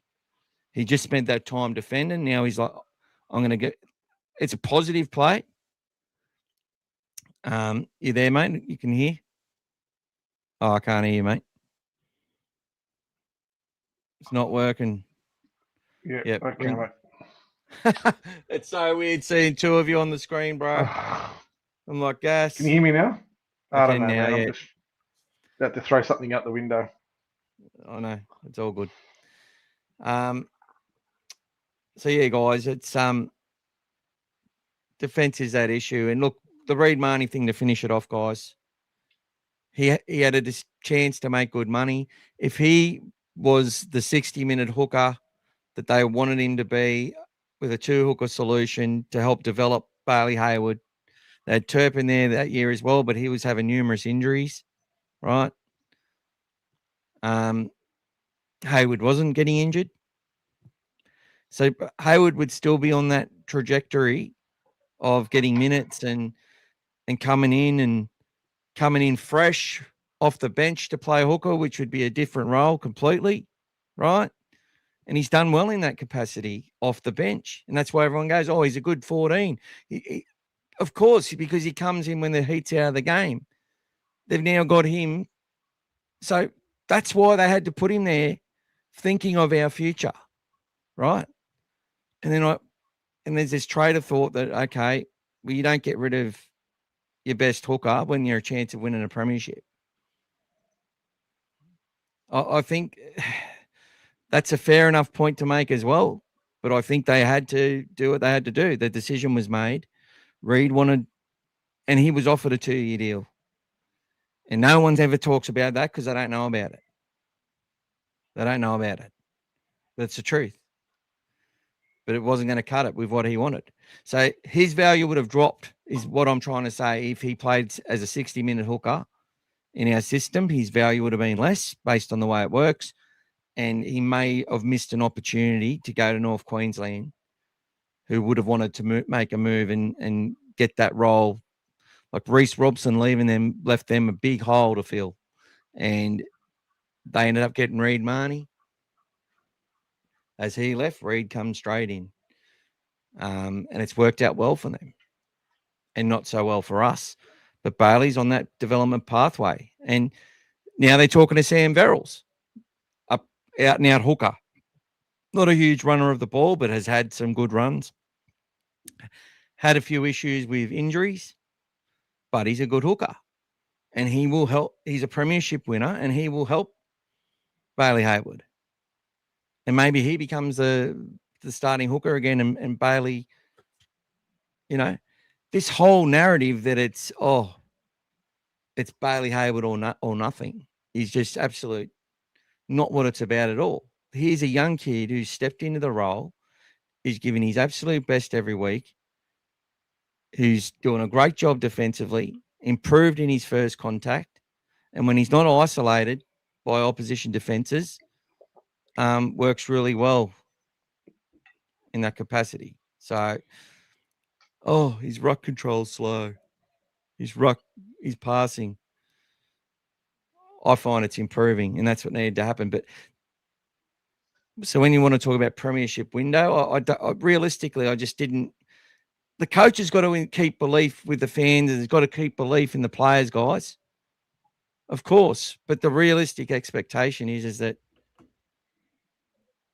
Do you think they don't know that he needs to develop? And then we get this other thing about Jordan Chen Kum Tong. Obviously the kid's determined to do well. He's come back to his home club. He wants to be an NRL player. He's got calves bigger than my belly. And he goes all right. Right? He's built like a brick shit house. His passing isn't 100% good at all. And under fatigue, he made some errors and made some missed tackles and stuff like that. It's not going to fix it just putting him in and exposing him unnecessarily. When he gets his opportunity, he'll know he's earned it, and he will fucking make it count. I can tell you that right now. And we've got him in the top 30 next year. Okay? Any thoughts from you? Mate, it's been said to death on all that stuff, like you said, man. It's I'm sick for those who haven't heard it, like it's 100% right. It's a work in progress, and I've said it not long ago as well. The way that Galvin's playing, the way that Hayward's playing, all these people in these positions, this is not their time right now. They were being developed into what they were going to become. It's just the way that the season and the way that Marnie left, the way everything ended up, the way that things panned out. It means that we had to run with what we had and make it work, but we're building towards it. Now, I can tell you from my perspective, I don't think there's any pressure on Serralda as much as people want to believe there is, because everyone knows that this is what they're building towards, and they can see what's happening at the Bulldogs, at the training, and what the team is up to and what they're doing and what they're trying to achieve. Just because things don't go your way doesn't mean it's not working. It's a process, guys. It's a process. Before Penrith won their 4 premierships, didn't they finish down the bottom of the table, Michael, one of the years before they went on that run? Not long before, 2019, Panthers? Yeah, they had a lot of inconsistency on their way to there. Like, I remember they were expected to be competing for the comp because they got players like Maloney and James Tamau and all these guys to the club. Regan Campbell-Gillard, they still had Moylan and whoever else. And they were expected to challenge for a premiership. And because Gus had that 5-year window that he put in 2012, like obviously everything started. It was all about, your 5-year plans. Is it a 10-year plan or a 20-year plan? Blah, blah, blah. And he's never actually set a 5-year plan with the Dogs. In fact, it's more like a 20-year fucking plan. And that's what people, as hard as that is to take. And I felt they make some great ground. But anyway, to answer that question, I remember there was a reserve, a trial match, and they had all their stars in their side, against our reserve grade team, and we beat them, I think, 48-10. I remember it clearly when Des was still coach. And they were just like in shambles. Might have even been when Dean Pay was coach, or the end towards with Des. But either way, after they, got to that semi-final against us that we beat them in 2014, they were expected to keep ascending, and it sort of plateaued out and went up and down a little bit. But all under that, Cameron Serrato's there with Nathan Clear. I keep saying all the time, getting those guys ready, and they built a halves academy, which had had Tamari Martin in it, who went on for the Warriors, and it was seamless after. It looks like, as I said, was probably going to happen. The little blondie is having a great year, and all of a sudden Metcalf's on the fucking market because of it. It looks like he's done an ACL. Is what the physio guy is saying. The way that injury happened, looking at it, he's done his ACL. Yeah, and he knew, mate. He knew straight away. He's gone. Tanner Boyd. Yep. Ascending. And this is what I mean, guys. You can go and make a roster decision, and that happens. Right? That's the knife edge it's on. But Tiari Martin comes into the side flawlessly. Part of their system. Still there, still doing things. They're 5'8". Chanel Harris-Tavita left the game completely, come back. One of the most vicious defenders I've ever seen in the number 6 jersey. He is a great player. And he's getting better and better and better. Gus went over there and what did he tell him? Stop buying players.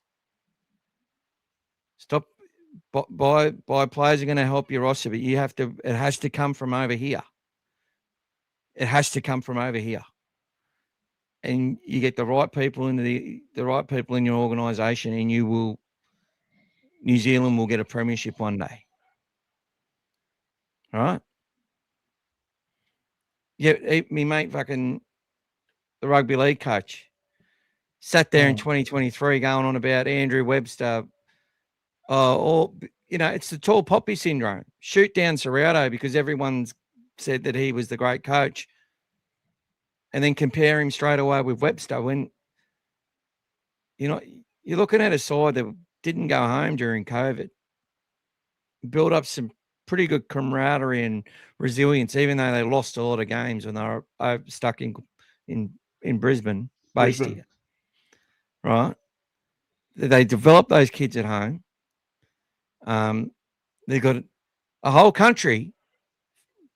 I suppose it's a population of Sydney or whatever. But that's like Sydney having one team, and they all can't make it in rugby union. And they've got some pretty good rugby league schools there, one which we've aligned ourselves with, right? The one that produced Sean Johnson. So the club's done us so much shit to get itself from the ashes, where they had no sponsorships. They had our best talent was charging the club hundreds of thousands of dollars to stay loyal. And then we talk about, why is Manly doing so well? Why are the Sharks being so successful? Because their kids have cost them nothing on their fucking cap. That's why. And they got heaps of them. And they don't have the biggest nurseries either. Cronulla doesn't have a huge nursery, and neither does Manly. So they've always had to bring in other people as well. But Canterbury are trying to do the same. And we were so far off the pace. And the other thing is, it's not the club for everyone. Just like rugby league's not everyone game. Canterbury isn't the number one destination for rugby league players to come to. Take that how you may. It's not. So when not made easier by the way the supporters are treating the current crop. Yeah. The ones who are out there bad mouthing, it's not helping. Carl Lid out there. He's got all these flags going for Bulldogs for life and in the kennel and stuff. Sack girl, sack Gus. 200,000 followers. sends me a message. Can you fix my logo for me? Doesn't even say please or thank you. Oh, can you make it better than that? Oh, I like how you do your stats things. Can you help run my page? Yeah, no worries, mate. I'll help you. Then you say, oh, I'm going to stick strong with the club. What happens? You get blocked. Some people just have a different way of looking at things is all I've put it down to. And I say, fuck them. You go on the journey.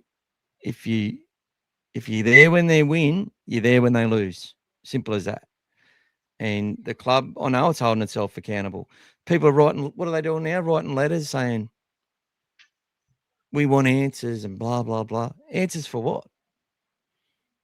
That we're in a way better position than we were.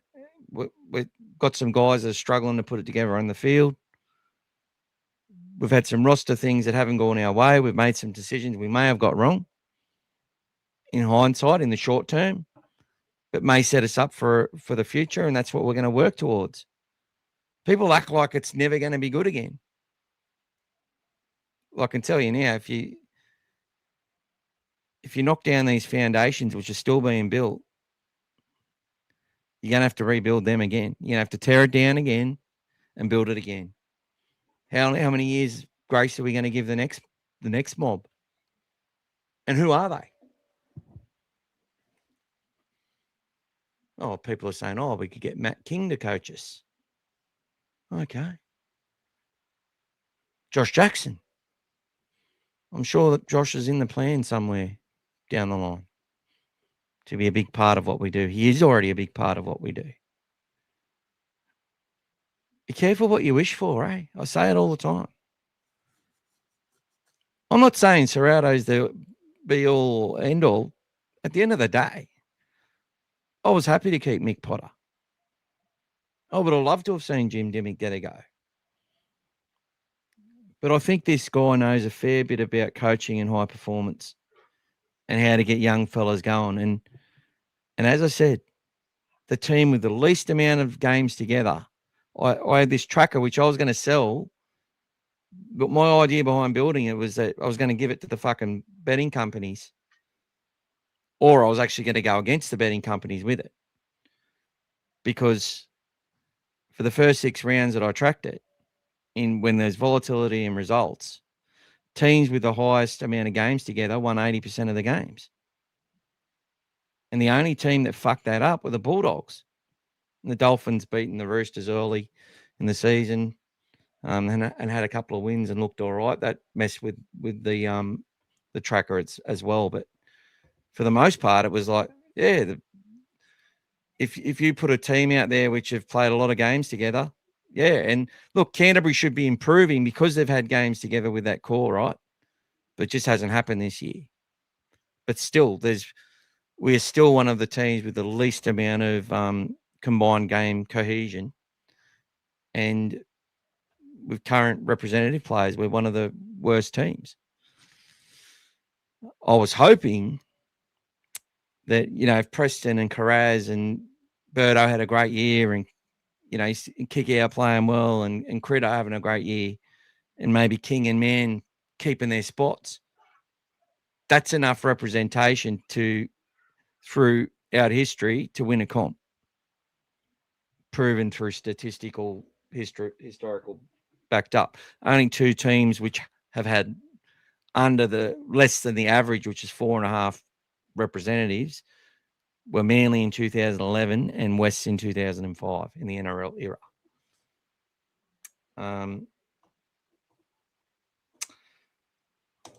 Lance said, "Man slipped Michael in Man's defence, maybe the wrong boots, poor preparation."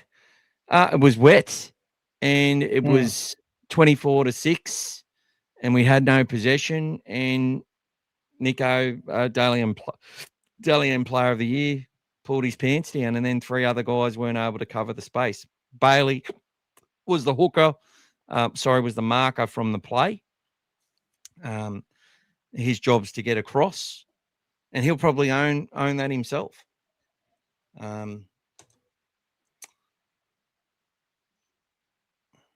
Cooper Clark, We let go of Cooper Clark. I'm not knowing much about Cooper Clark. Who's he playing for at the moment? Any ideas, Gas? I didn't know much about him in our pathways. I think they might be talking about him playing with Melbourne at the moment. But I think Ryan was saying that he might have been with the Tigers, not the Dogs. Oh, okay.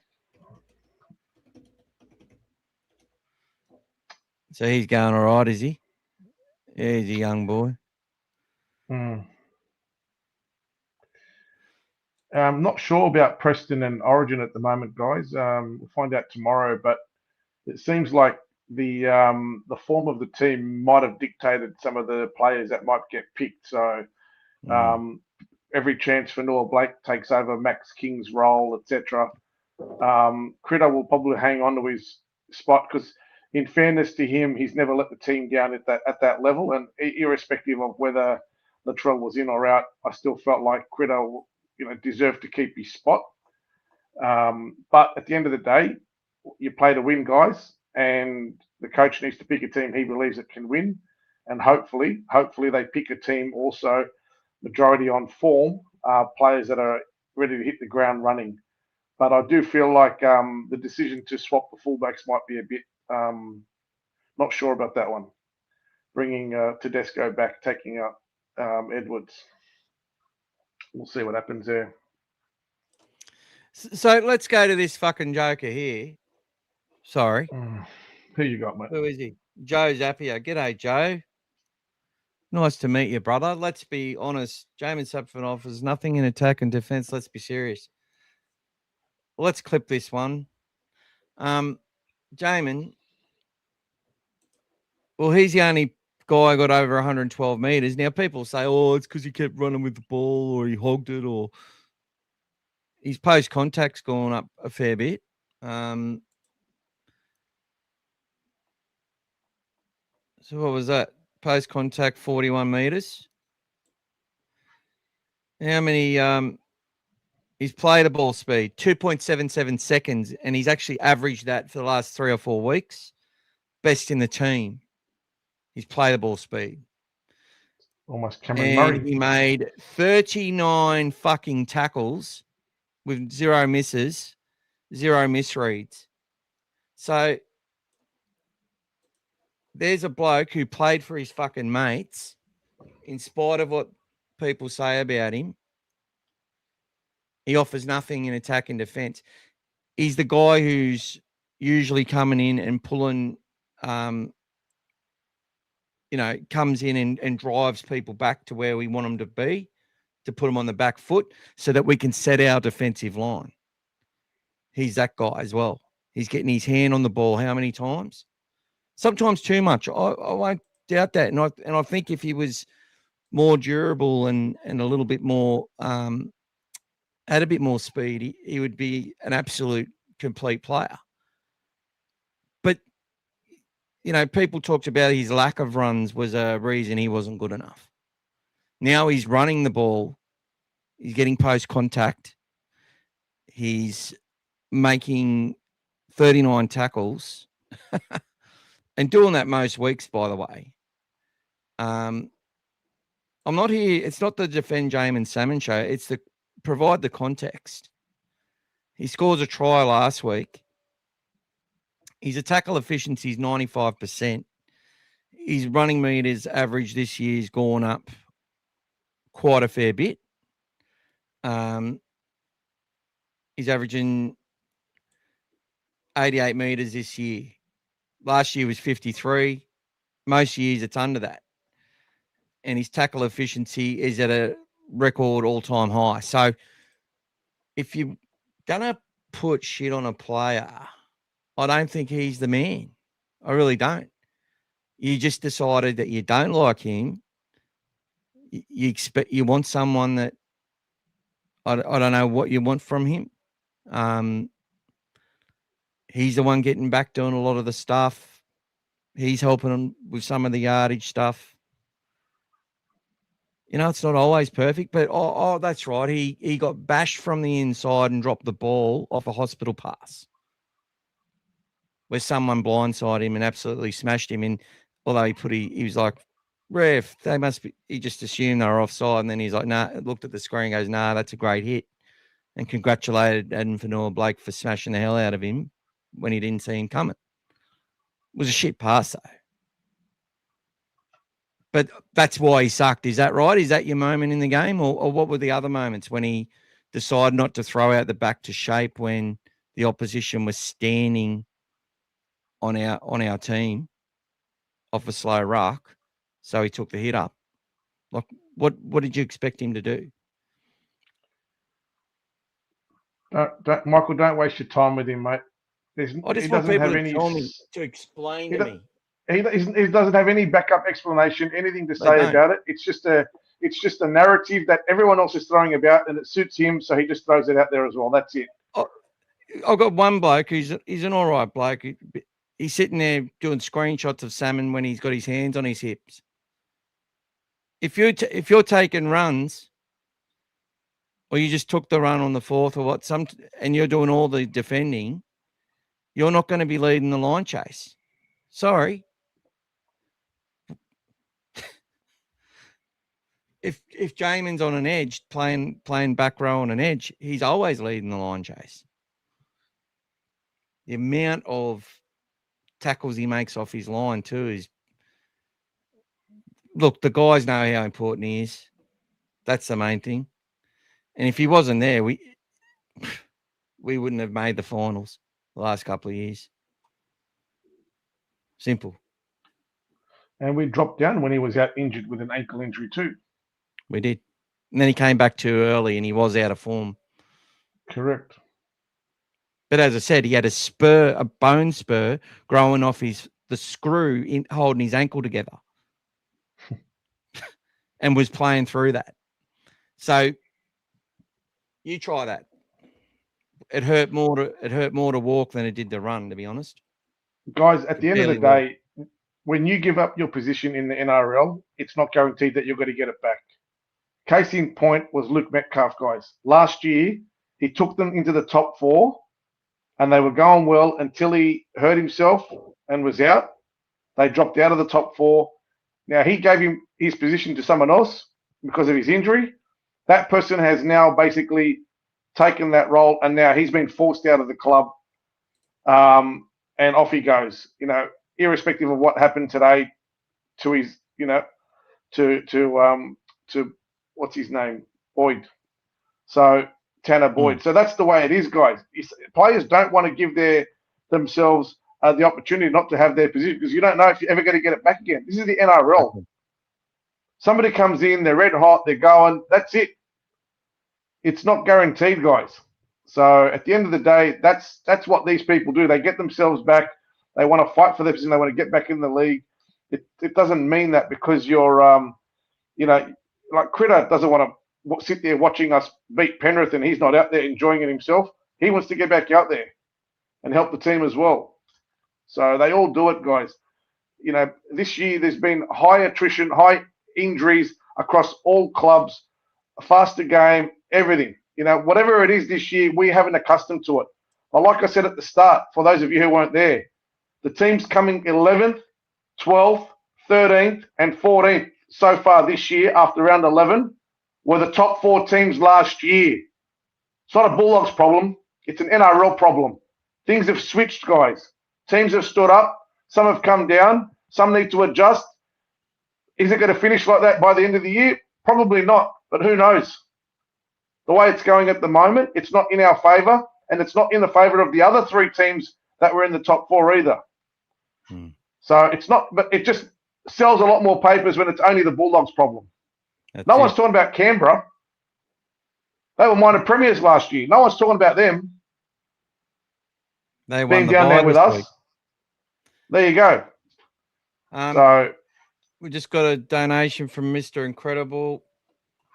So where is that? We've got to go down to that, mate. God, we've got a lot of chats to get through. Hey, fellas, it's now or never to make a big call. I really think Birdo should be moved out of the half. I don't think he should be because there's no one to go there. That's just a fact. So he needs to stay there. And I really think that we've got other options that I think Anari Tuala back into the centres and will help us defensively. And also he was looking the goods. Like he looked good against.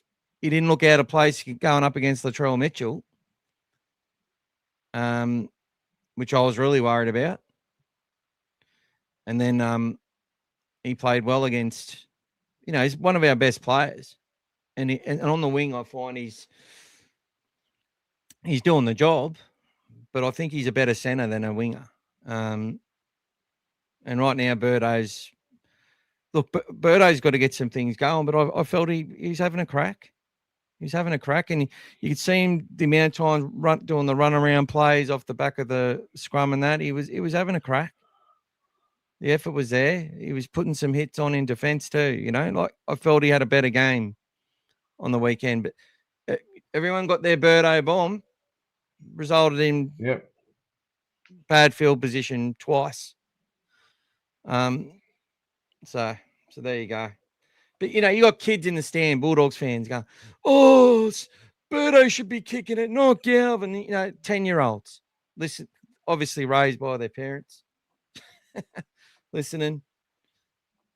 I don't know.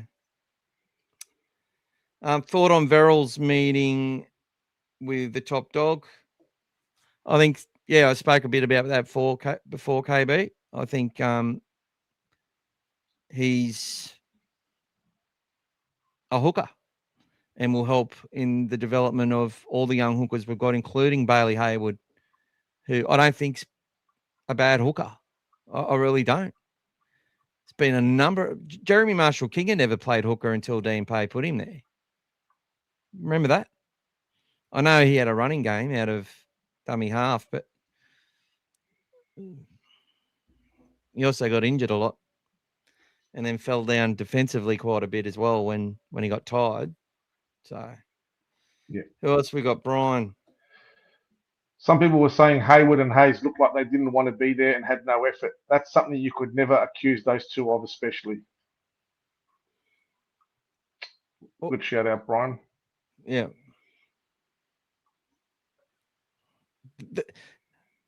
Look, this thing, when they got their heads down at 24-0, like, they just lost 4 in a row. They started the rot. They lost to Parramatta. They lost to Brisbane. The 3 games in Queensland. I know the coach mentioned it, but it's hard. We struggle to win up here for whatever reason. It's not an excuse. It's a reason why it's, they don't use that as an excuse, but it is hard to win up here. Our record says that entirely. Even when we've done well, we've had the one win over the Broncos and the one win over the Titans since he's been at the club.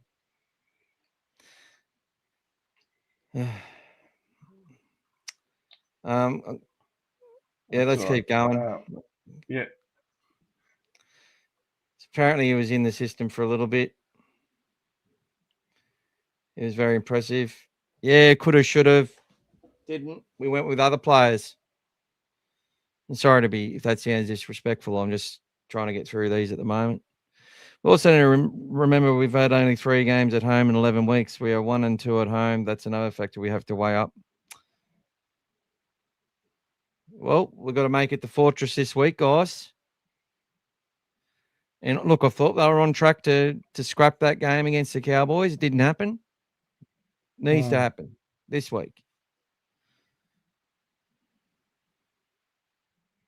That's a confidence thing as well. Just that lack of belief at the moment. So you just overthink something without even wanting to. It's just a psychology thing. You're just trying too hard, or you're trying to overplay it, or you just, look, Galvin got his pants pulled down trying to get the ball over the line. Like, it's just one of those things, guys. Just anything and everything that could have happened. Just popped out. So these things happen sometimes. It's just the way it is. Well, it's happening Other a lot. times, this stuff's happening a lot in the last 5 weeks. The last 5 weeks, it's happened. So we keep pointing it out every week. Everything that keeps happening is happening a lot. We keep seeing it, guys. It's just, once it spins around, it can go your way. So stay patient. Yeah. This one we've spoken about a lot, guys. Kicks and Carraz are a huge out for us. They are instrumental in our second phase play. And at the moment, the NRL is being dictated to by second phase play. It's just effort on effort, guys. And these guys, that offloads that they get away for us, we're absolutely missing those. And no one else can give offloads away, especially Carraz's offloads. We'll look at that last off. Max King, with a minute to go, went into that collision knowing he was going to offload the ball. And it was a good one to Bailey Hayward. Yep. Burton running onto the ball, saw the opportunity. Galvin literally bursting from the pack to back him up. Now, if people can't see, I know it was at the end of the game, and they did have a lot to play for, not just for the fans and Magic Round. It was Birdo's game. Like, there was some big moments. It was a big day. Underhill's first game, all that sort of stuff. And they fucked it up. But what I saw from that was what we can do. Now, I know to the amusement and happiness of 45,000 fans, I reckon over 90% of those fans wanted Galvin to drop that ball. Right? That's Did you what the describe what happened created. at the start of the game? Did you describe what happened at the start of the game? He got booed by nearly everybody in the stadium, and there was actually Bulldogs fans who booed him as well. It was pathetic, guys. It was loud and pathetic. You look around, and everyone was booing when they called out Galvin. 30-year-old men with children beside them booing this kid. Just because of what the media says. Nothing. They don't even know the kid. So for those of you who think he's the problem, have a look at yourselves in the mirror, guys. He's a 20-year-old. Oh, but that's the thing. People think they can diss you if their kid earns more than your kid. They think it's all right to treat them like that, you know? Okay. But it's never a narrative for us, that's right, that we're missing players. It never is. It's always, all teams are missing players. Or they'll call out the games we lost to teams that had injuries. So I'm still here, mate. Continue. That's good, buddy. So I'm sorry we didn't keep Cooper Clark, Lance.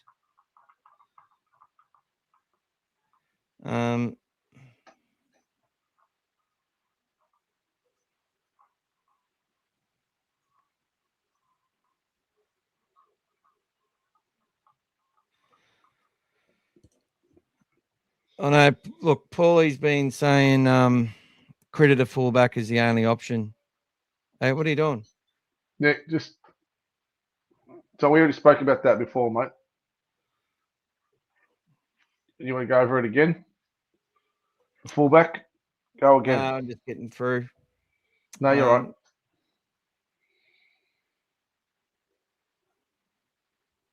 When he starts with the collision, we have plenty of big forwards who can play long minutes. Hayward is very good at putting runners over the AD line. He is, and he's especially good coming off the bench after we've done that. So to get over the ad line, we need to we didn't do that as well as we needed to last week. And we couldn't get field position, and then we weren't resilient to defend our errors. And as we said, it's this culmination of things that we're not owning and we're not winning. And if we start to win some of those moments, it will mean that we have less tries put on us and have opportunities to score more. But I don't think,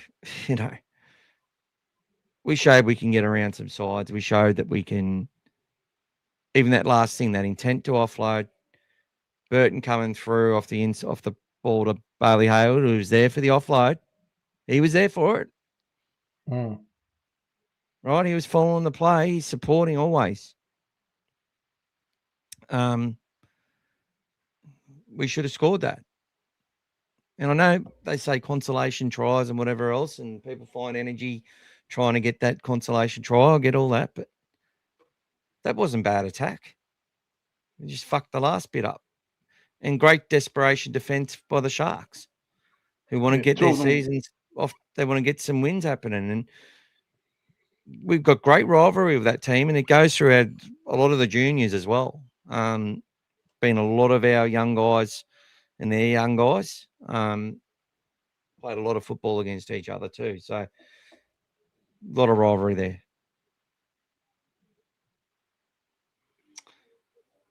We need to win more collisions, and I think we will build off that.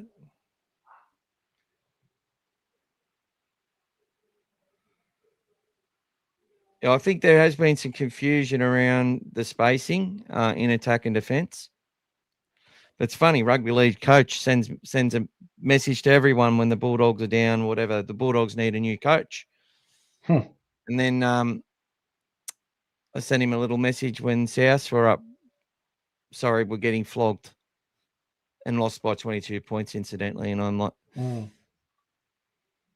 looks like Souths need a new coach too.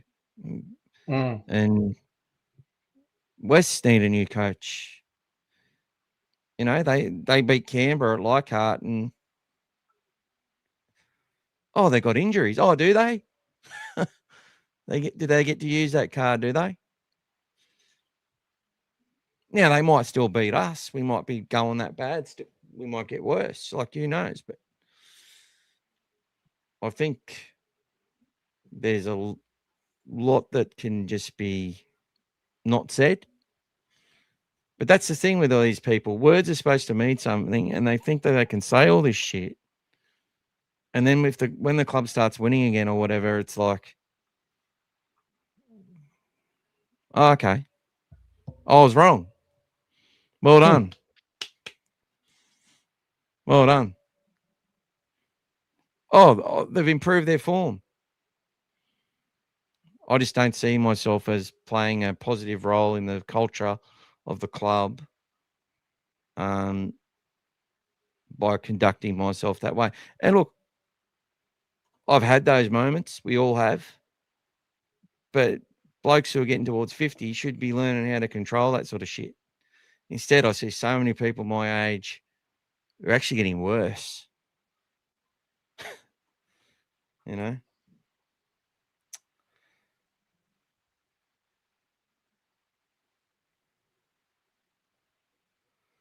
I don't know. Paulie Walnuts is going on about Salmon, obsessed with him at Lock. It's like, okay. All right. You know better, bro. It's Mondown. It's not the bounce of the ball. Come on. There has been the bounce of the ball on about 6 tries in the last 5 weeks. Of course there has been. Yep. But I think you've only just joined the podcast. We've talked about there's been a real lack of urgency too. Not urgency, but I don't feel that we've been matched the intensity of our opposition or the confidence of our opposition in the high ball contests. That's been a problem with wingers. If we go back to when teams that do well, the wingers catch a lot of those balls. In defense and attack, and it's so important in the context of a season. You drop too many of them or lose too many of those contests, you concede points, you're chasing your tail. We need to get some more wins in that area of the game, or it's going to be harder and harder and harder. The spine needs a revamp. The spine is a developing spine, and Tracy is the person. I agree with Paul in the way that Critter is probably the only option right now until we can get Cade Dykes to get that development and miles in his legs and confidence to come into that side. But the last thing you want to do there now is put those guys into that role unless the coaching staff think they're ready to go, Gas, Yep.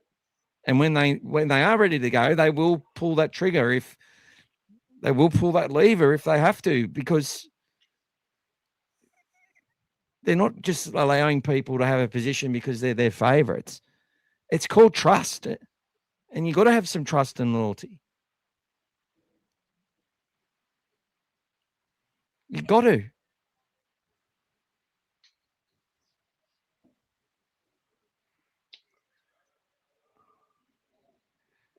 Another call saying Salmon's a utility. He's a player who can play a lot of positions. But he's our 13 at the moment. Just a shout out to Kylie Marie. Good evening, guys. Had a fantastic time at my first doggies game at Magic Ground. Cheered the boys on from the moment that first kickoff till the siren sound for the end of the game. I know we didn't get the win, but still proud of the boys and up the doggies. Well done, Kylie. Glad you enjoyed it. Sorry we didn't get to catch up at the game as well. Yep, Kylie. If you want to catch up with us at games and stuff, we're going to the Titans games. That'll be coming up in June 26th or something like that on a Friday night. Friday night, 6 Trying to o'clock get Friday organised night. a whole bunch of people to go there. Good to get a group of 5 or 10 of us.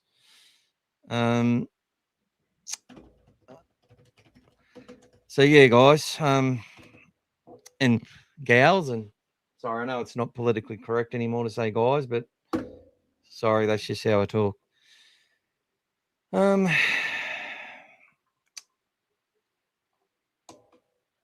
Just going to bring a banner up.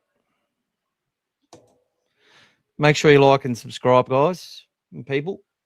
If you're a member of the channel, or if you want to get involved to support the channel, you can become a member. That continues to grow every week. And every $5 you contribute, you get a ticket into the draw for a jersey at the end, which will be drawn at the end of the month. Plus a portion goes to support Walking for Autism, the walk that myself, Gas, and Dave are doing as the All Things Bulldogs team for this month of May. Thanks for everyone who supported. $1,000. Hey, for everyone who supported already, thank you very much. Yep. So I know from my side, Elaine, Brian, and also Timmy, thanks a lot for all your support. And Rhett. Thank you so much, Rhett. So Rhett's just got himself another 4 tickets into the draw because he is a monthly member, and he's just contributed 3 tickets right there with a $15 donation. So thank you, Rhett. Much appreciated. So that's all helping, guys. And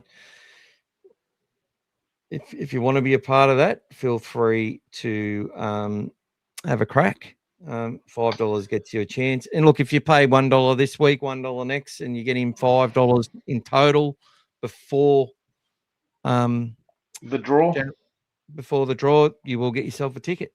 That's how it works. And a good comment there by Brian. I think a couple of those intercept tries early in the season rocked confidence of Tracy a little bit. I said that today on the walk, I think. Yeah. So a couple of times he's thrown the pass a bit too hard sometimes, guys. If you've seen him, he's been a bit close and he's passed it too hard, thinking that he doesn't want to make sure there's an intercept. So it's just something that happens and you don't even think about it, rather than just pop that ball up to make it easier to catch. So, it's just all these little things, guys. They all add up, but the team's still out there trying, and on any given day, we're going to put 30, 40 on someone and blow them away and then get on a bit of a run ourselves. So it's not far away. This NRL is a fine line between winning and losing games. It's just as easy as Sewer passing to Cherry or not could have been a game for us, guys. It's just that easy. That simple little things make a big difference. So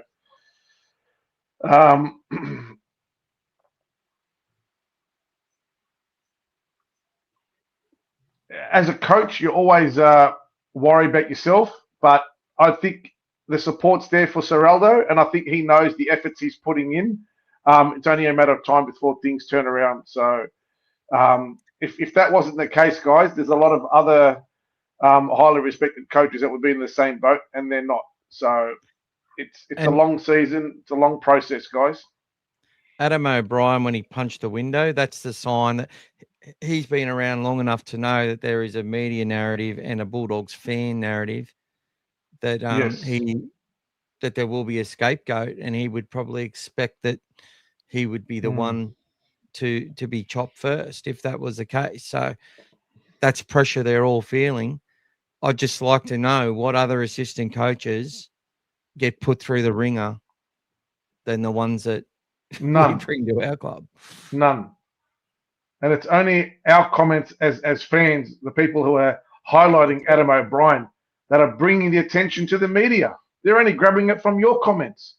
Nobody, they know, they're not stupid.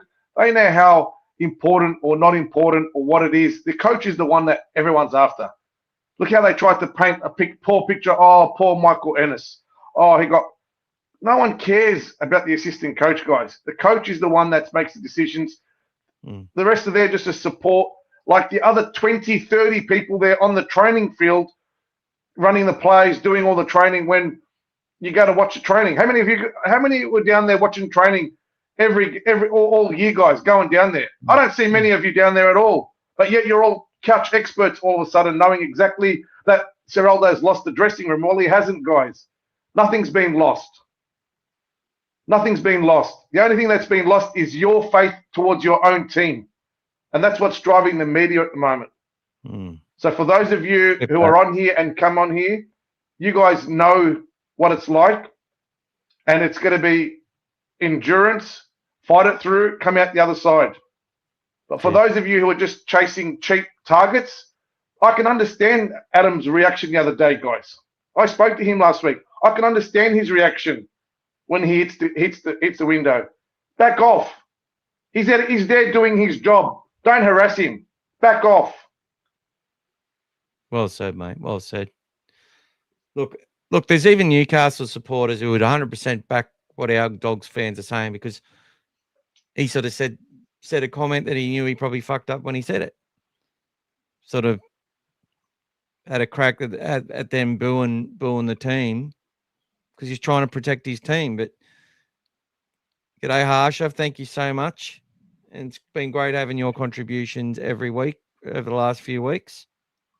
And that gets you. It's not too another part of the way. $3 and you're in the draw for a jersey, Harsha. Part of the way. Hardaway? Part of the way. Part of the way there. Part of the way, yep. But we appreciate it. It all helps. It's all, and a portion of that's going to go towards Walking for Autism. Yeah, so look, Knights fans were disillusioned at the end. They're a fan base that barely ever boos their side. That's one of the things I've always liked about the Knights. But I will say that,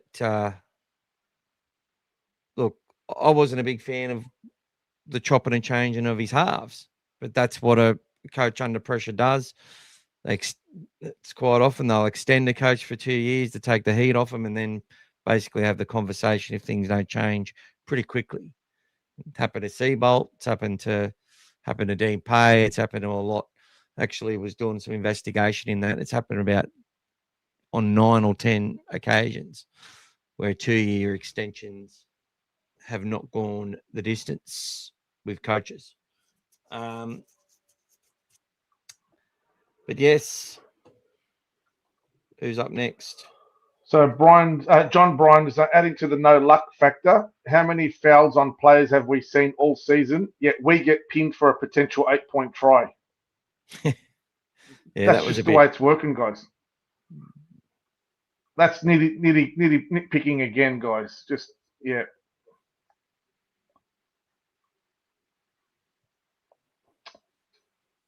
Yeah.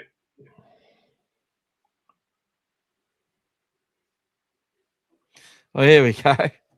Because it's really an attitude problem, coaching problem. As Gus thinks he's like a god. Oh, no, don't question him. It's nothing to do with that at all. But that's the narrative you want to run with because it suits it gives you a scapegoat for what's happening. You obviously didn't like Gus beforehand. And unless it results in good vibes after a game, it's just going to be all their fault constantly. That's why Ciro and that like I sit there and go, God, please just drop that player just to appease the fans to shut them up. That's how I get sometimes. It's like, oh, you're making it harder on yourself. But So the fact Montoya of was the matter, problem? Is that what you're saying? Montoya eh? what was the problem? Montoya was the problem? Did we start winning after Montoya went out? No, Exactly. we haven't Exactly. won. Exactly. But that's the thing. They move. This is what I say. They move all the players, and then they just add that to another growing list, and then they go, oh well, obviously they're not playing for him. It's just an easy thing to say. Look, we all live in the real world, guys. We understand what Tim Cheen say. You got 4 years to do your roster, blah blah blah, and the rugby league world will not allow you to finish what you're trying to start. But what I know with our club is that we're coming from a lot further back than other clubs. I don't care if West had 3 wooden spoons in a row. They had the junior base in theirs. They had the junior base Gas. I need to go to the toilet now. Here and she's pouring a drink. They've got the junior base. Their club's poorly managed. They've got a war between factions. Balmain and West. Like that's understandable. It's been hard for them to get it right. So, and look, they've been attacked mercilessly, like in the media, for a long time. But they still weren't coming from where we were. When Gus and that got back to our club, we were still paying over $2 million for players to play at other clubs. And he had to do a bit more of that to fix it. $2 million to start with. That was in start. someone else's cap, guys. And they worked out to sell our whole team would have cost less than 50% of what they needed to spend on a cap. There you go. And look, there's a lot of people who backed up that data, not just Phil Gould. That's just not making excuses for yourself. That's like, you go and look how much these players got paid to go. Jeremy Marshall King, when we brought Reed Marnie to the club, had an option in his favour and he chose to walk out on it for a pay cut. He went to the Dolphins for less, right? So he had 350 grand guaranteed at the Bulldogs. But he went to play under Wayne Bennett, probably because Benji said, go do that, mate. I reckon that's a good decision.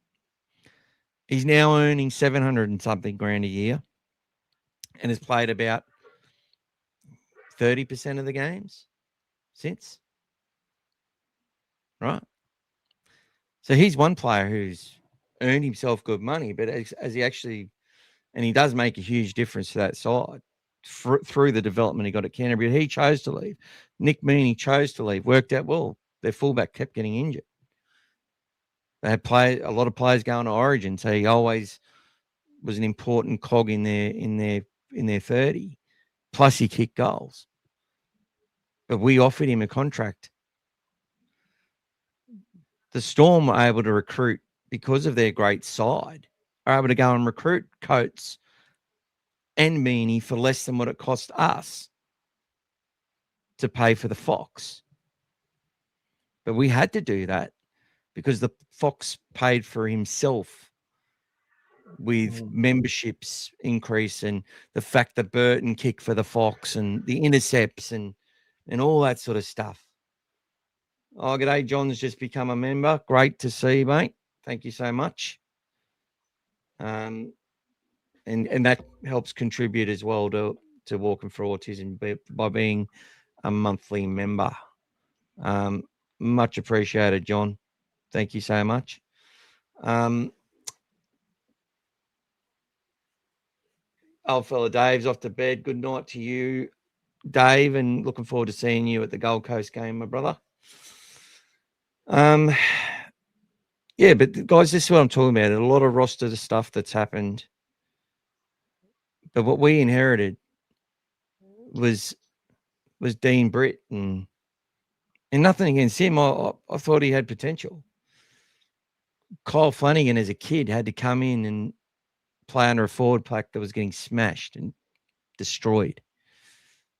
The props that we brought. see if, Ava see Manafana, I can't say his name, but I loved him. I remember we played a game against Parramatta and he smashed maybe Corey Norman or someone. Absolutely smashed him. It was like we hadn't seen one of our forwards smash someone for 2 years. See you, Manaf and Ava. You end up retiring from the Dogs. He but he didn't really play too much. He was injured a fair bit. Jake Averillo off the bench. Yep. We had Will Opawati, who everyone's saying is too slow. Really talented guy. Dalamatini Zalesniak, running How much harder did we than pay anyone. for him to go? How much did we pay for him to go? 400. There you But go. Dallin, he left Penrith because we had to pay him 800 to leave, and he come to be the fullback. We paid Corey Allen 500 grand and Wayne told him to go because that's great money. So these are shit that we inherited as a club. Trying to get Nick Kotrick to come when they had this war chest that they were developing, but spending before they even got to use it, as some of that money got freed up for James Graham and Sharon Woods and Moses Mbai. All these players, J-Moz. We're paying for them to play elsewhere, guys. So don't tell me it's the same premiership window and it's the same, because it's fucking not. It's completely different.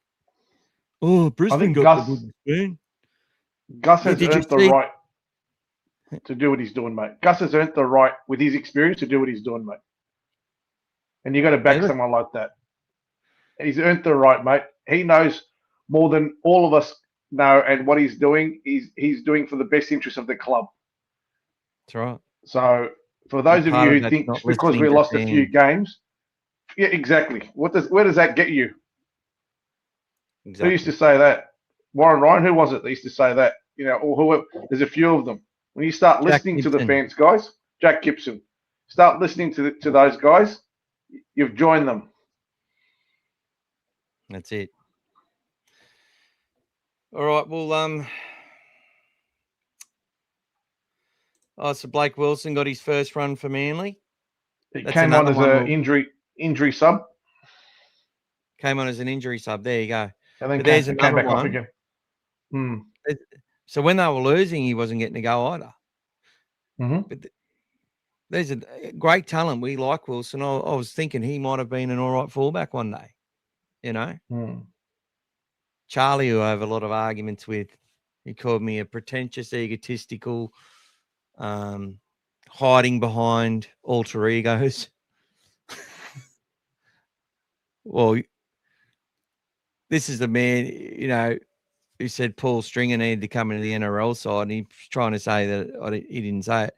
He never saw the guy play. It said that in 19 minutes that he made 180 meters or something. It was just a mistake on the website. So he's sitting there in his little humble home, loving the Bulldogs, thinking that he could run the joint. This is just my ego talking out of turn here, but I think it's quite funny. And then he's sitting there going, this guy, blah, blah, blah. And I'm like, well, it was a mistake, obviously. He didn't run 190 unless he got 2 intercepts, which I doubt, being a bit of a front rower. This guy, he's never played NRL, and it still hasn't. Ended up going back to the Roosters where he came from. Had potential, wasn't a bad young player, but the point I'm making is we've got all these experts, and some of them are moderators and whatever else, and speaking to all these people, and they're getting lots of following. They come out every time we lose, and to his credit, he comes out and defends players like Marcelo Montoya because he likes him. And he used to defend Jake Averillo all the time because he liked him. and he's always thinks the answer's in reserve grade. But he doesn't watch reserve grade games unless he's lucky enough for Fox Sports to actually play one of those games. And I actually don't think he doesn't. Last I knew, he doesn't subscribe to them or anything. So he's getting free to air games, the radio, and stats on the internet.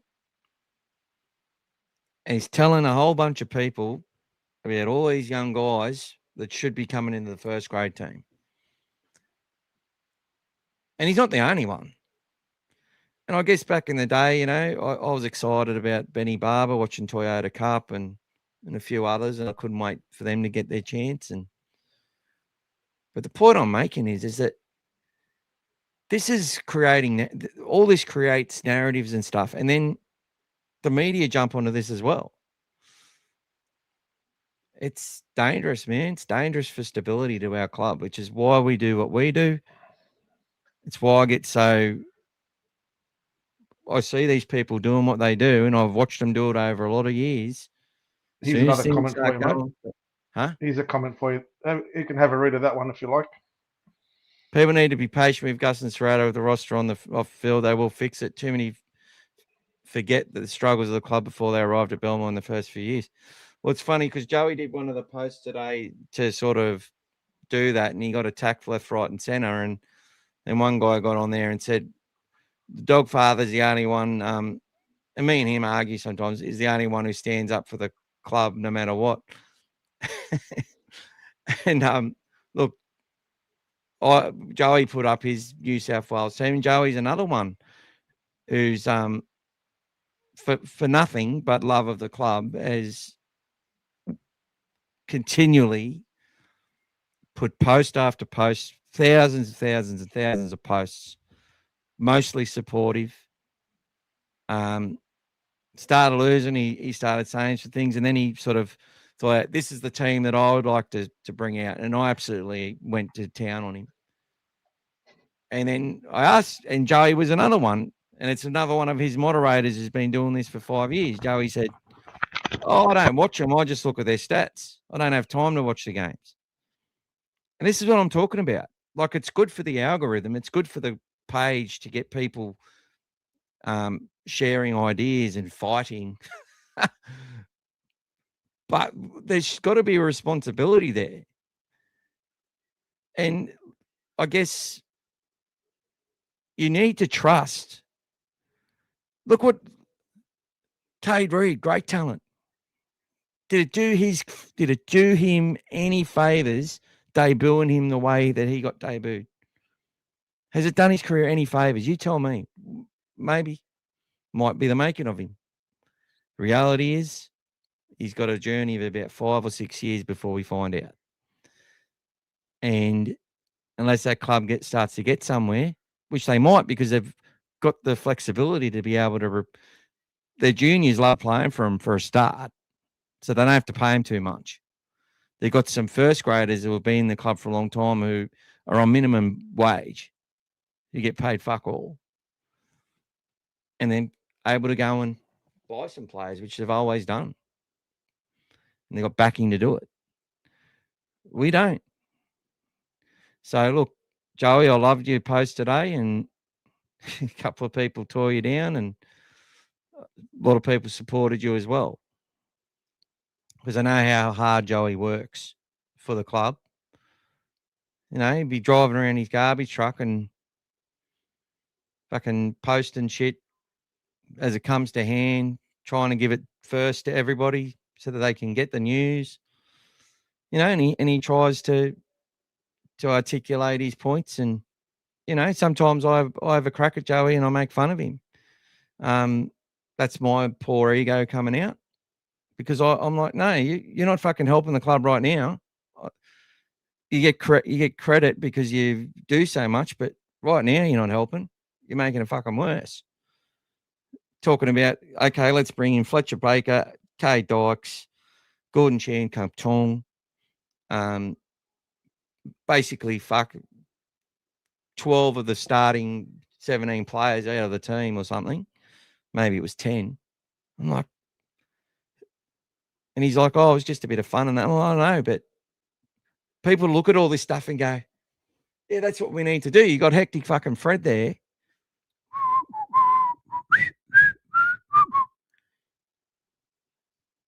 Who I love listening to, sitting there screaming because 4 changes to the starting side wasn't enough. The previous week's jumping on the chopping and changing bandwagon. Players out of position. This hybrid stuff's got to go. The hybrid stuff was working for us and got us into the position that made 68% of your weekends happier over the last couple of years. So it might not be working right now. Changes to the spine will come and will evolve if we can get players like Mitchell Woods to the starting line. If we can get players like Cade Dykes resurrected. He'd played 9 games in 3 years, guys. It takes time. You got to let him develop. We've given him an opportunity. We've got kids coming through. Underhill gets his debut. Jones gets his debut. Sewer gets another crack after. It was basically like another debut. Rinnikama's there, who's had a long injury after the Fijian representation. Like, give him a chance, guys, to fucking get these guys in. You don't just put them all in and go, give him a go. Couldn't be any worse. It's just fantasy. These guys know what they're doing. Trust the experts. And we see the ones with, I think one thing we all agree on, though, is we see the guys that come in and make a difference and look like they're going to be NRL players. We tend to agree on a lot of these guys, but we don't need a new cult champion to follow. Jacob Carraz is still there. Preston's still there. Matty Burton's still there. Why can't Galvin be our bloody cult hero as well? Big Leo. He's having a crack. He doesn't run soft into the opposition, that's for sure. He cops everything they've got, and they're it's on, mate. It's on. And AJ's is all about that. Jack Underhill, how many one-on-one chop down tackles did he do? What about your mate Harry Hayes, mate? He's got a following. Did I take him down? I took him down. Oh, mate, that's it. I've got him up here now, just so to prove that he's still up there. Steve Folkes, Harry Hayes, 2004 Bulldogs. There's my mate Reed, but I've also got the 2026. They gave us that poster up there. That was the download, and they gave us posters at the signing, and I actually got a canvas made for it, and I got that sign on the day. So, Mark was asking you, what about Tuala at fullback, mate? Tuala's can catch the ball. He's he'll make some tackles in cover. He's got some speed. He's got pretty good hip movement. But it'll be a big ask and a big task. Mm. But if he had to, he could do it. Just like Carraz, if he has to, he can do it. Mm. And if we brought a young guy in, you just want to bring those guys in when you get a bit of confidence. This is something you've spoken about quite a bit, mate. Tommy knows what the problem is. We've been saying this one all year, though. Yeah, the passing has been shocking. Yep. Mm. And not just it's been inconsistent. Go back to that Manly game and watch the passing in that game. Bulldogs Manly last year. The execution of pass from woe to go to beat Manly that day. That's what it took to beat that side.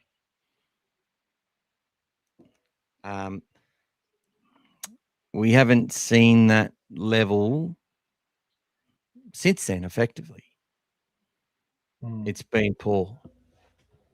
But we need a guy like a Carraz. We need Carraz. We need him. I'm not expecting him to be at full. But yeah, Brian's well pointed out, Tommy. Brian says he feels sorry for Sewer. I think Cherry's decisions have been erratic, which is putting Sewer in about three minds, and people are blaming him for all the bad decisions on that side. Brian, I agree that he's been copping a lot of the blame. I think Cherry's also been getting a bit of the blame as well. It's just so funny though, like the narrative. It's like for the benefit of views and algorithms, yeah, make sure you talk up certain things. You know, oh, Bronson Cherry's getting a cold out here.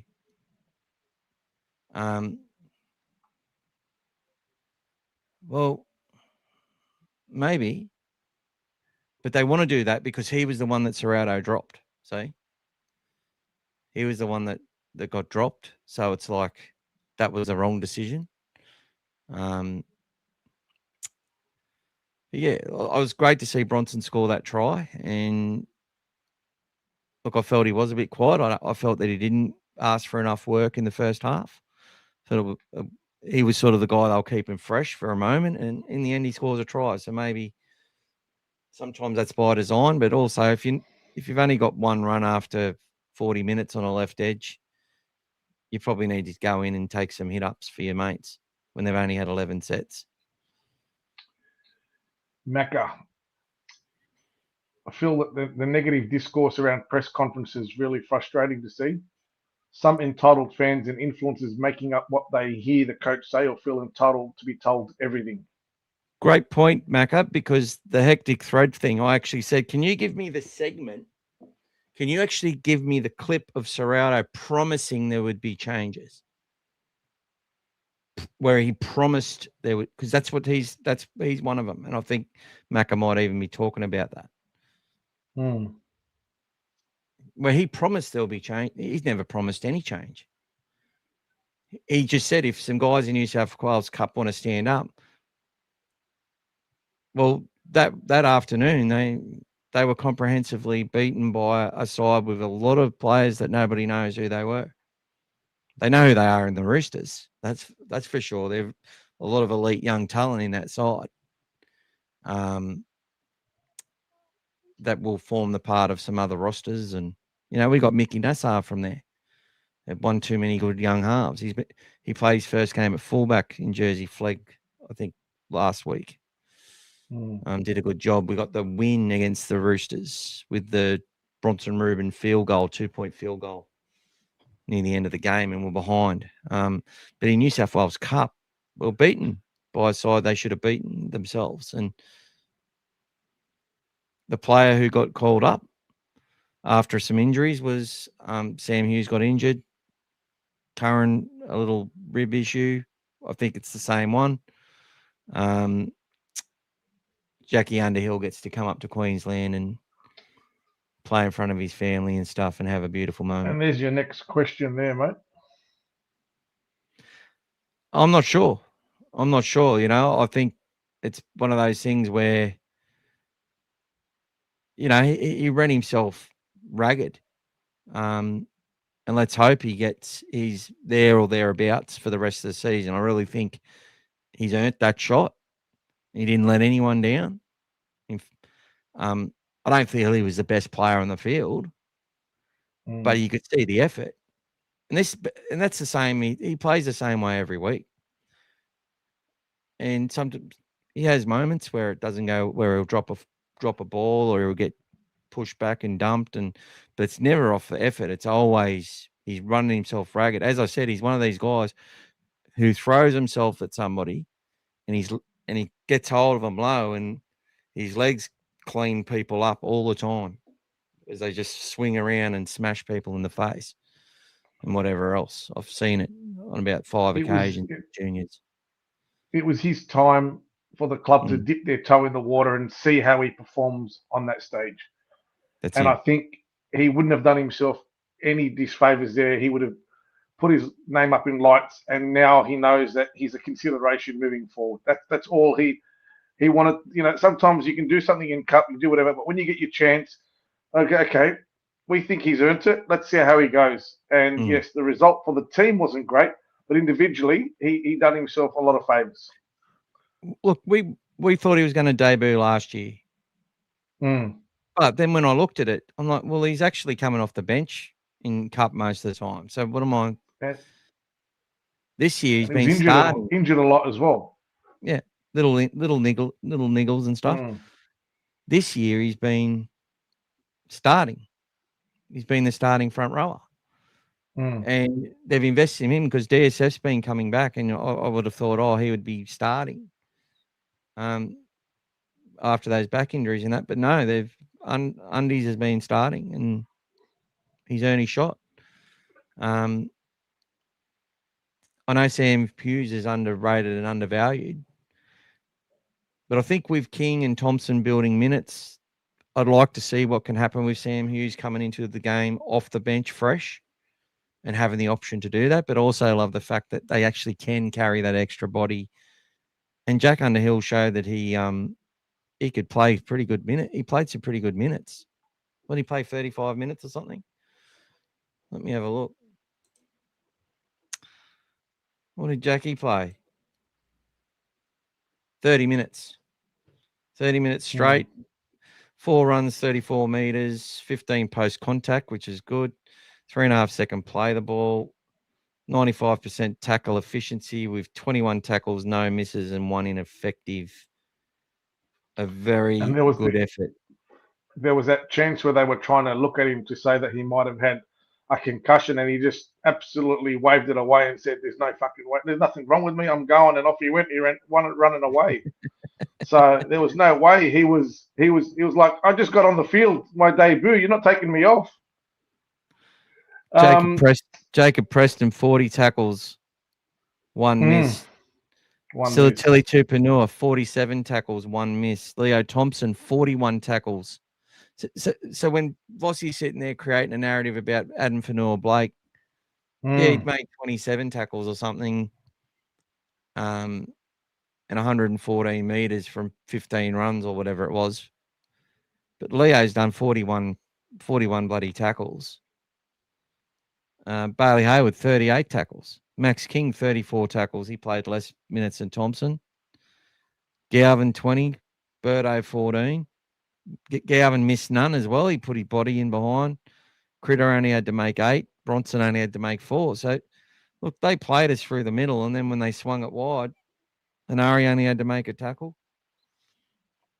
Connor 2 missed. So there you go. Jono. James is contradicting something you said, mate. He's saying that he thinks he's heard Gus say that it will take 5 years to get the Bulldogs to where he wants. He goes, he can quote that for you word for word if it helps you. If you want to go drag that up and give us a link to where that is. But I've heard Gus say, I don't know how long it's going to take. All I know is that what should have happened with the Bulldogs, that tree should have been planted 20 years ago.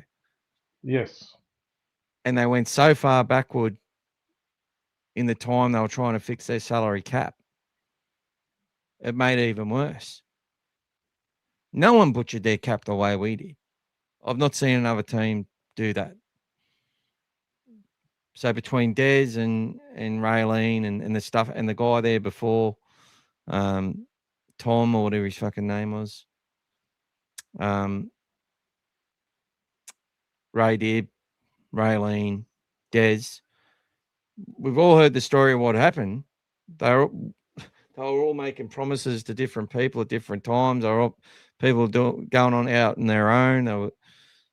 Des was like getting promised things that they were taking allocated money from one area, giving it to another. It was a shit show. And it set us back a long time.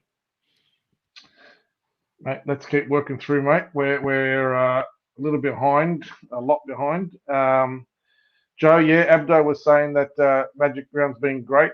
I think they're looking at it from a numbers perspective, mate. I don't think they're looking at it from what happens on the field. That's irrespective. So, But agree, Joe. He's a fuckwit. yeah. Do you think we should get Sam Healy? If we can, I'll take him. He's a good. great talent. Another good young hooker who's been developed under Wade Egan. Yeah. So, yeah. We've spoken about this quite a lot. Exactly, mate. Yep, Ciro's good coach, long term, 100%. 100% positive. All good. Kurt Mann showing his. I don't think so. Did you watch? Look, we were at the game, Michael. I don't know if you saw what I saw the other day. I said it to Aki at the game. Kurt Mann was still getting in and hitting hard in those tackles. I would not be surprised myself if he gets picked for Origin again. Is it going to happen? I don't know. But he still, when he's on the field, he still drives in there and hits hard. He was knocking blokes over. And to be honest with you, I could see and you could hear it crunching, guys, on the sideline, like from the game. He's still driving in. Pretty tough. That's Sam Stones. He copped it. He copped it bad from our team that on Friday. We smashed him, and I knew it was happening. And then I went and watched the game live, and I just focused in on all that shit. He did a great job there, winger. The Bulldogs have been around since 35, successful. If they're going to listen to any numbnuts sitting around in a garage smoking stuff, thanks, Andy. Evening, Uzo, it's been tough watching our boys lately, but still having faith. Making it to the 8. Significant changes need to be made. If you were the coach, what would you do to make the team better? Right, so there is a 5-year plan thing out there. Thank you to James. I'm going to watch it, and I will give the context on that. But I never saw that. But that was 4 years ago, so the end of 2022. But that plan doesn't mean it's a premiership. I guarantee you. Of course not. Yeah, so he's not going to make that same mistake twice. Anyway. And to be honest, the plan to get the team back from the absolute rubble and ashes that it was in. It happened faster than 5 years. To get them being competitive again. Yep. Took 3. Yep, there you go. Amir says we should get Aaron Clark, offer him big money. Mate, if the Warriors let him go, they should execute the whole board.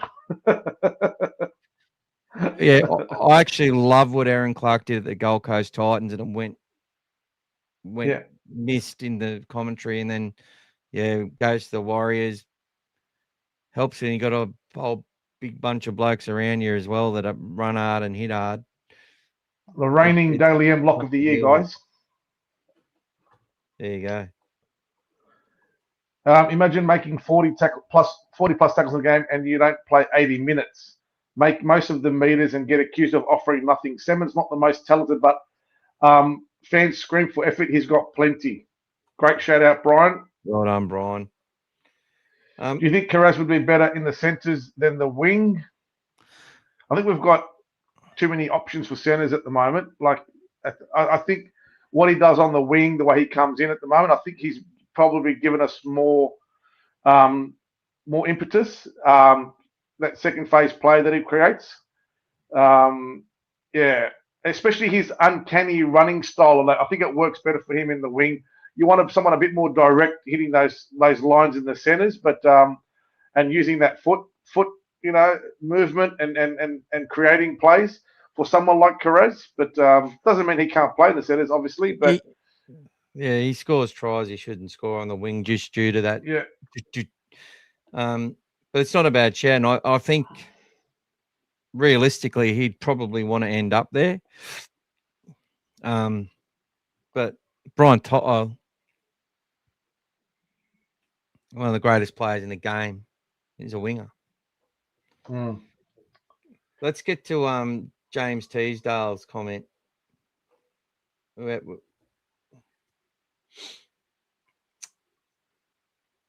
one you want, mate? Because James saw him at the game, got some photos with him. Great guy. Yeah.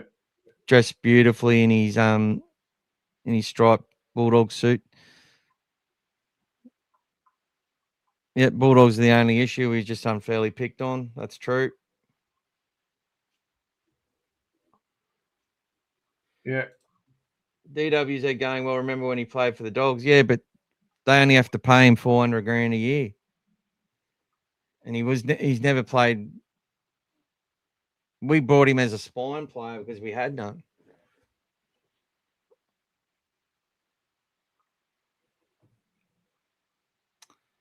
Where is James? There he is. James says it's disappointing, but like I said, I've always been a Dog supporter. Spent way too much money on merch to support another team. I just ordered James Graham's retirement card and Fox Bobbly. And you got a couple of gold cards at the game too. So well done, brother. You've got them all now. He's got all the bobbleheads. Good job, mate. Yeah, I think we'd already got to a lot of that anyway.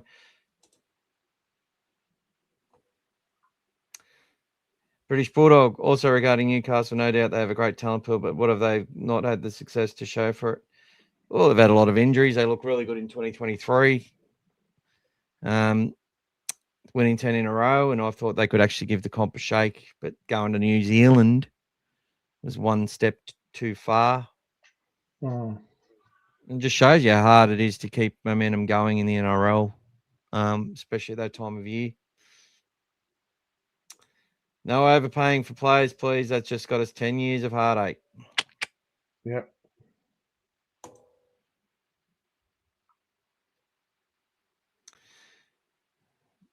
They showed it with Penrith. They have a lot in them. People say, yeah, that was weeks ago, but they show they can win more. Look, I didn't want to keep going back to it, but it's the truth. It was like a box they had to tick. Probably thought it was all going to happen the following weeks, and they've had their pants pulled down and really struggling to deal with it. And it's just nothing. And it's not just bounces of the ball. There's been lapses in moments, lack of confidence on high contested I can't even fucking talk now. Contested. But anyway, contested possessions. All right, we'll go back down. Mate, did you call someone Sharon Woods here? You got Harry off his nut? He always calls Aaron Woods Sharon Woods, mate. Oh, Especially mate. with his post-try celebrations. Especially Danica called him Sharon as well when he had to do some naked thing in the ocean, and she could see how little his little fella was. She said, Liam's got you covered. I can tell you that much, Sharon. It was very cold though, apparently. Here's one for you, Probably mate. got me covered. Actually, You wouldn't before have you do Harry that one, covered though, that's for sure. before you do that one, I just want to shout out to Brian for this one. He's gone out and done the extra $3 for Harsha and welcomed him to the podcast, mate. So Beautiful. thanks for your All support right. there. So that Harsha on gets him to one. Now, Harsha, all you got to do is join as a member, mate, like John Bryan did, mate, to get yourself an extra ticket in there, mate.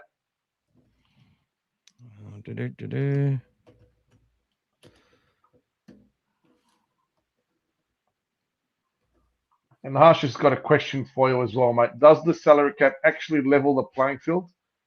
Isn't there differences in the junior systems? Massive differences in the junior systems, and that's why these fools saying that juniors, that Penrith and that should be getting compensation for developing juniors and then losing them.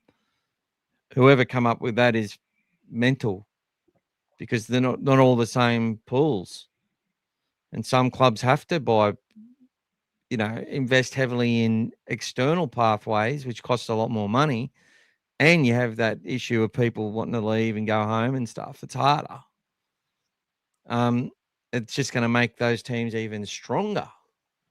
But at the end of the day, this is what I keep saying, which I've heard all the experts talk about it. And this is when you go, okay, sometimes too many knocks to the head. If a guy like Stephen Crichton doesn't leave Penrith, is there an opportunity for Casey McLean right now to be a representative, considered a representative player? Is he Has he gone past Critter? Of course he wouldn't have. So where does he go? He goes to another team. So the difference is that what happens is that other clubs then, if they keep the players that they've developed, like Critter, and get dispensation, for example, to keep them, what do they just keep players in their top 30 for 10 years and pay them over the minimum wage and more than they should be able to because they develop them? Like, that doesn't make sense. If there's other clubs who don't have the same size juniors systems and junior pathways, and there's no sort of move by the NRL to allocate them a similar type of thing, well, Casey McLean and that have got to go to another club anyway. It just means that Critter got to stay, but McLean looks like he could be anything. And it's all right when they get Alamonte on a 1-year deal on a minimum wage because his manager and the Bulldogs couldn't sort out their differences. If that's what happened, like, that's just me putting it that way. Like, there's so much in this stuff that we just don't.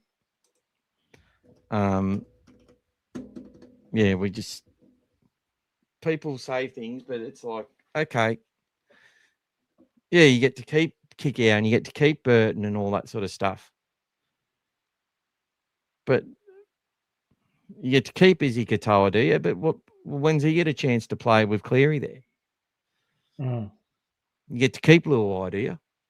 All right, well, yeah, like, it's bullshit. I think Let's keep moving, mate. Yeah.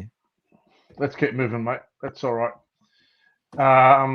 Harry was saying we should get Luke Keary as attacking coach. He's got some good footy smarts. Yeah, I don't mind. I wouldn't mind Blake Austin, to be honest. I think he's got a great way of looking at the game. Yeah, I like Blake. Except he said he was going to come on here and says, "Oh, that's yeah," all right, mate. And then doesn't come on here. It's all right, mate. He didn't want to push his career further too much, mate. That's all. Serraldo wasn't the issue last year when the team was executing the systems. He has coached in place. Critter looked like a different player in the second half. Could the shackles be coming off? Let's hope so. Let's hope, like Michael said before, once he plays Origin, let's hope he comes back bigger and better, hopefully, and fires up. Just gets that confidence again, after the Blues smash the Maroons in Sydney next week. That's it. Yeah, thanks, old fella Dave. Harry, watching United earlier. Yep. Jack Todd. Jack was actually training last week. I saw him at the training. He was there having a run, looking good, doing some extras as well. He's back. I said, "How you feeling?" He goes, "Feeling good." So who knows, guys? He looked pretty solid too. Big, strapping lad, guys. Really, really good. But yeah, fingers crossed he can come back soon. Harry's still waiting for our rockstar fullback since Ben Barber. Yeah, mate, they're growing on trees, or maybe they retired last year and they're coming back next year. Who knows? Pappenhausen, who knows? Storm are vulnerable, yes. I'm not upset. AJ didn't come on this week. Don't want to overload our young blokes. That's all right. I think Underhill deserved his chance, and when it was 30-6, we didn't score quick enough in the second half. That game was a bit gone. Tracy down on confidence, yes. Big Roo, yeah, wasn't very good, mate. Oh, where you, Big Roo? Should have said hello, mate. Yeah. Don't understand Galvin. Hey, he's the best behind in a bad team. Yes. I wouldn't be surprised if Gus did say 5 years. Imagine a 20-year plan. People would lose their shit. Yes. Well, look, there is a thing about a 5-year plan, but it wouldn't have been that I promise we're going to win a comp in 5 years. It would have been we're going to not be putting schooners perennial every year. Galvin kicking game at halfback's improving. He's only going to get better. Still have questions on whether or not he's a halfback, but I think I'll wait and let him develop halfback before judging. Mate, I wish everyone was like you, mate. Then we can maybe let him stop and start playing a bit of footy without the pressure. Out of all the losses, Eventually, I reckon that was our best. he's going to be a great half, whether he's wearing 6 or 7, and it probably will end up wearing 6, maybe 13 one day. There you go. It's Yeah, just where we are exactly. right now. Yeah, 13. I still think 13. Big number.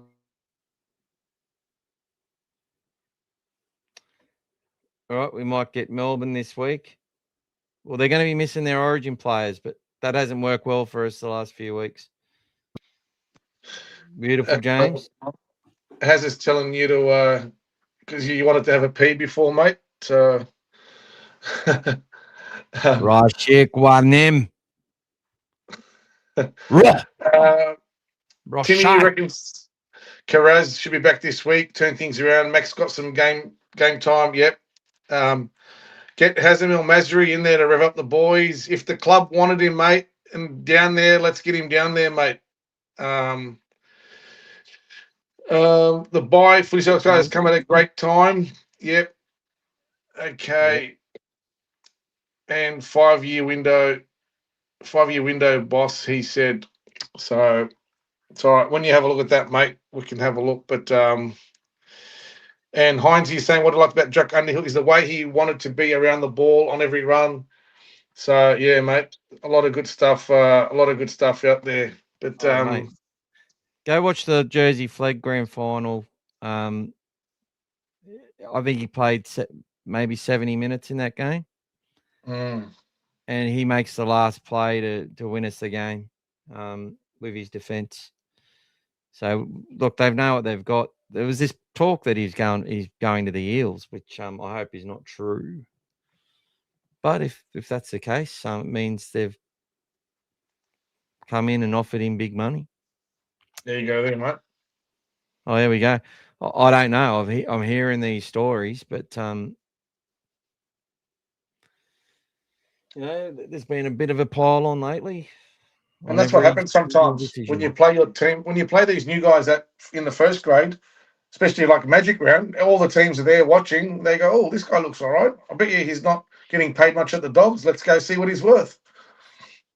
Well, the manager's like, yeah, but he's supposed to come into the top 30 next year with Gordon and Logan Spinks and AJ and Jethro. There's 5 pathways players right there, guys, to add to the ones already there. And also, just a quick shout out to Matt Attard, guys, that does the Pack Mentality, the podcast. We caught up after the game the other day as well. We had a good chat, guys. So make sure you also have a look at his podcast. He does a lot of stuff about mental health, guys, which is very important.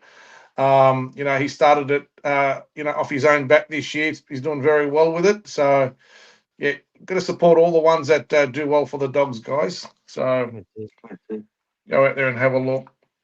Yeah, we'll get him on soon too. They're rating us again like 98. Wasn't it 95? 95 as well. Yeah, 95. The Fab Four, mate. The Fab Four. All right, guys. I think I'm done, mate. That's it, guys. Right. That's a review of all reviews, guys. I'll hopefully get my computer working again. I'm sick and tired of holding this phone. So, all right, mate. I'll let you go, and I'll finish off with a few of the chats, and I'll give it 5 more minutes. No worries, mate. All right, great having you on, brother. And I'll see you Tuesday night and talk to you tomorrow. See you, guys.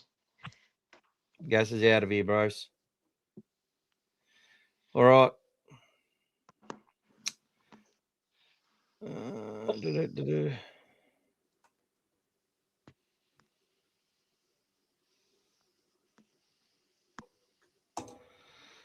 All right, Harry, I'm going to argue with you on this point. As I said, our cap was a mess and we've had to fix it, and we've had to bring players in, take opportunities, take risks, let some players go that we didn't want to let go. And that's it. And who has he bought? Well, I reckon they've got pretty good value out of Max King, Jacob Carraz, Jacob Preston. We've bought Leo Thompson. I wouldn't be writing him off just yet. We bought Stephen Crichton. We bought Viliami Kickow. We bought Reed Marnie. I think we paid like 500 for Sexton because he was already on pretty good money at the Titans. He got upgraded pretty quick. They were paying a portion of that. We had to pay the final year. So yeah, we're not buying Adam Fanua-Blake when he's not a club first player. I agree with the loyalty comment though. Who's loyal? Our fans certainly aren't. Like, look, one thing I say when I went to the signing the other night, I thanked the players for signing with the club. It's not this case of being in absolute awe of them and I tried to talk to them about something individual and not really make it too much about footy and treat them like they're guests in my house because this is our club, right?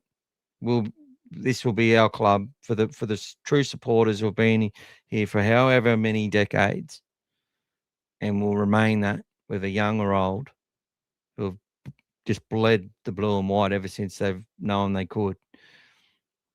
These players will be at other clubs, a lot of them. They'll come and go. And for the most part, they're representing our club and representing us. And I get that. But we're also representing our club as well. So if we want, we've let some players go and it's easy to pinpoint those players. But what about the players we've kept for the most part? And it's never every signing is a risk. What, you want to go and sign Payne Huss and maybe he does finally do an ACL and can't play for the whole time. That can happen. We've got some players that had a history of injuries like Max King who touch wood and have played a lot of games for us. Same with Connor Tracy, had a lot of injuries, but has played a lot of games for us. So, yeah, they've got good. They've had to get. See, that's the difference, Parry. We've had to go and pay, even though we're only paying the Salmons and the Mans and all that when they come to our club, like 250 grand. The roles these guys were bought to play were roles. A lot of these roles, we would want juniors to fill that vacuum in the future. And pay juniors minimum because they want to be at the club and they love the club and they want to stay. And a lot of juniors will say that.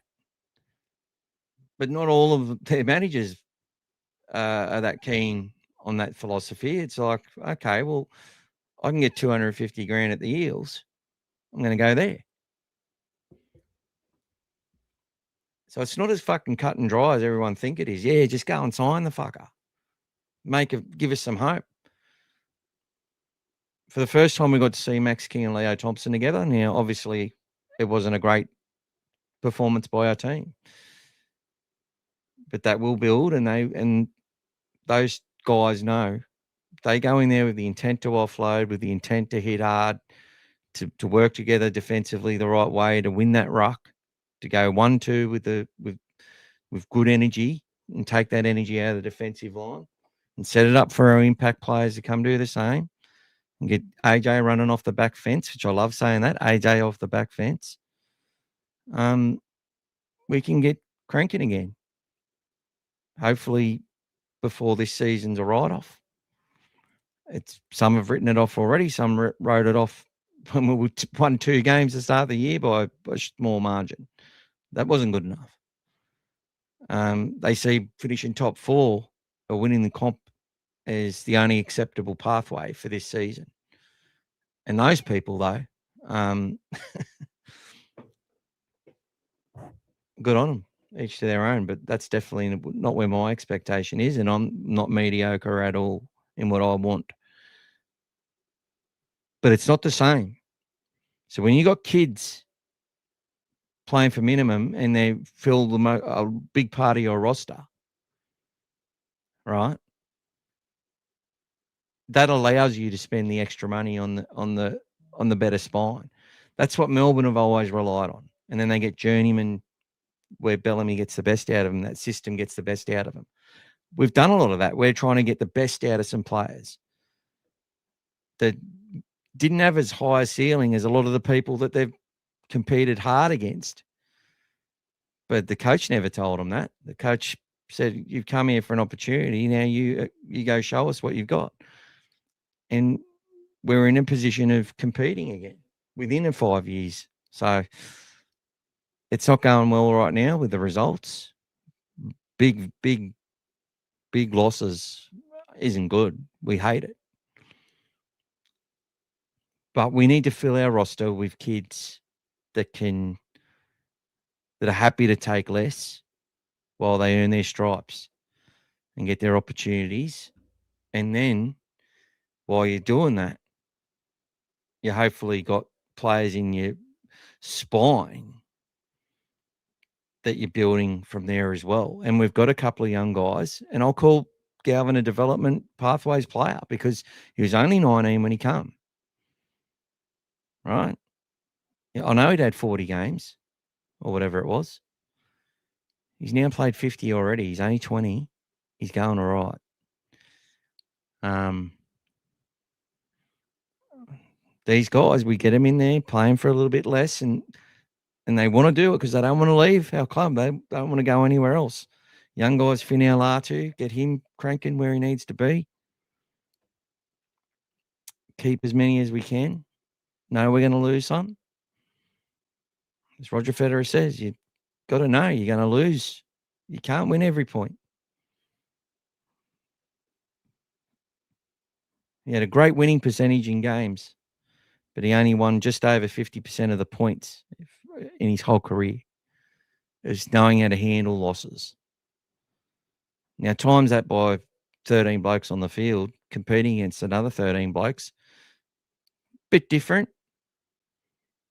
And a tennis ball sort of goes where you expect it to go, even though it's because it's round. Not a fucking rugby league ball. That's why we call it the rugby league gods. And sometimes they're not with you. And other times they are. But yeah, this is not the same fucking playing field. They have to get value out of players that, other teams aren't fighting too hard to keep. And and I think they've done a good job with that. The Reed Marnie situation wouldn't have, I'll tell you now, that situation wouldn't have happened if Reece Robson didn't go to the Cowboys. Because the Roosters weren't after Reed Marnie. I'll tell you that right now. But that's woulda, coulda, shoulda. I get it. But again, he was getting his name dragged through the mud through a lot of people in our fan base and by the media until Galvin come to the club and they decided, oh, poor Reed Marnie. Poor Toby Sexton. Anyway, guys, I think I made my point. And we are waiting for our rockstar fullback.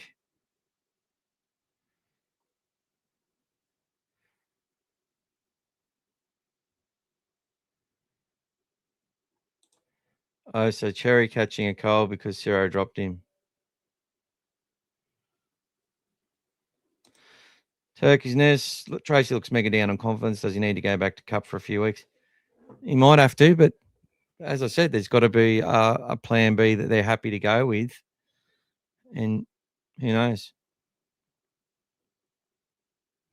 5-year window. 5-year window wasn't a winner comp. And if he said that, oh, well, I got it wrong, but I fucking doubt it. 5 years to get this club back being competitive, and he's done that.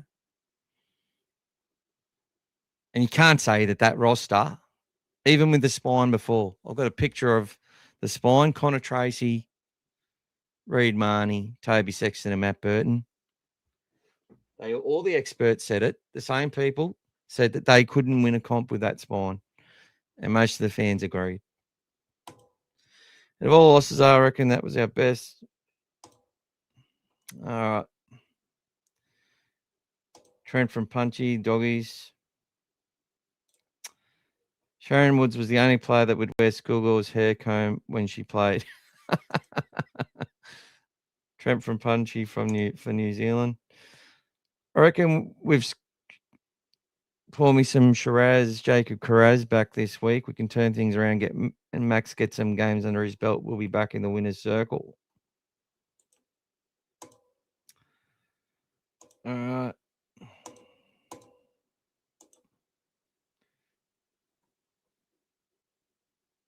How much has he missed out, Harry? We're linked to every player. Now, Gus has made this pretty obvious. Player managers, the club has changed a lot. It's gone from a position where player managers went from our people chasing hard for someone to come to our club and touring them and all that sort of stuff to player managers ringing Gus all the time. It's been a big change, and that's a complete fact. And people on the board know that to be true because of what they knew from before. Gus has actually approved some that have been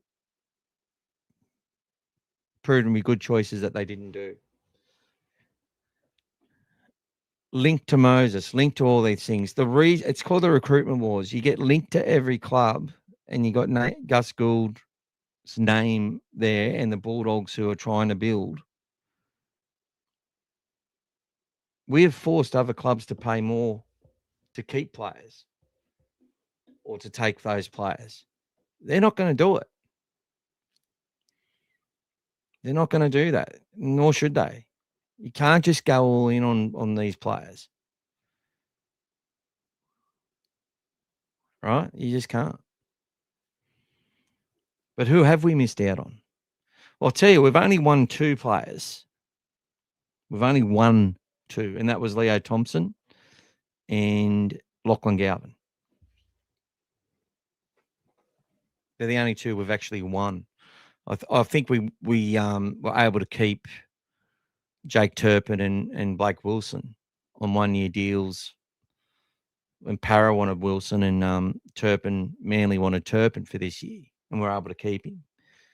But outside of that, we haven't really won signatures. We've had people come to us that have basically can't be kept in the club they're at, like Kickow, Marnie. Parra didn't fight hard to keep him at all. In fact, they went and paid $800,000 for that Pommy guy from the Raiders instead of keeping money. So happy for him to go to the Dogs on 600 or whatever it was. And then you've got, there's stuff all. Critter. Penrith hadn't made him an offer. They waited for I don't think he was too happy about that. Come to the Bulldogs. They decided, no, you're going to be captain. We love what you're doing here. It's a big test for his captaincy, though. Big test. Because he is not used to losing this many sort of games the way that he has. Big test. Right, I'm expecting the Bulldogs to bounce back and to win and go out there and find confidence. And for Max King and Thompson to have a much bigger game, for Carraz to come back and have an influence, and for there to be a lot of continued aggression, to Tilly to keep playing well, Preston to go out there and show that he's still a chance if he doesn't get picked for Origin, all that sort of stuff. Always doing a long shift, brother. All the booing and Galvin still be at the bistro to meet fans this week. That's it, bro. Look, even when I went to when I went and did the signing, AJ Jones had to punch him in the shoulder because he's a kid. He got distracted, he's not real good at making conversation and stuff, from what I can tell. He's still a fucking kid. He's got a lot going on in his head. But I said, thanks to I thanked every player there. Thanks for coming to our club. Not, oh my God. I took photos with Salmon and Man and with Underhill and Hopboy. That's it. But I'm like, it's quite funny though, a lot of the stuff that, I don't think they gave 2 fucks. It goes in one ear and out the other with footy players, as it should. They're not our friends, and I don't ever expect that, but they think they are. They obviously love Harry because of the way he commentates their names and stuff, and they love their Instagrams and shit. But yeah, Galvin, I said thanks for coming to the club, and he didn't hear me, and AJ's like. Because Dave and I were there the week before, and we shook AJ's hands and stuff. Dave said, "Oh, your dad come on All Things Bulldogs and thanked us and on the chats and stuff." And AJ, "Oh, did he?" Yeah. Anyway, AJ punched Lachlan in the arm and said, "God, the guy just said something nice to you, man. Like, show you some." He didn't hear me, and then I said it again, and he's like, real appreciative. But yeah, I had my daughter with me, so I was acting all, like I'm the man.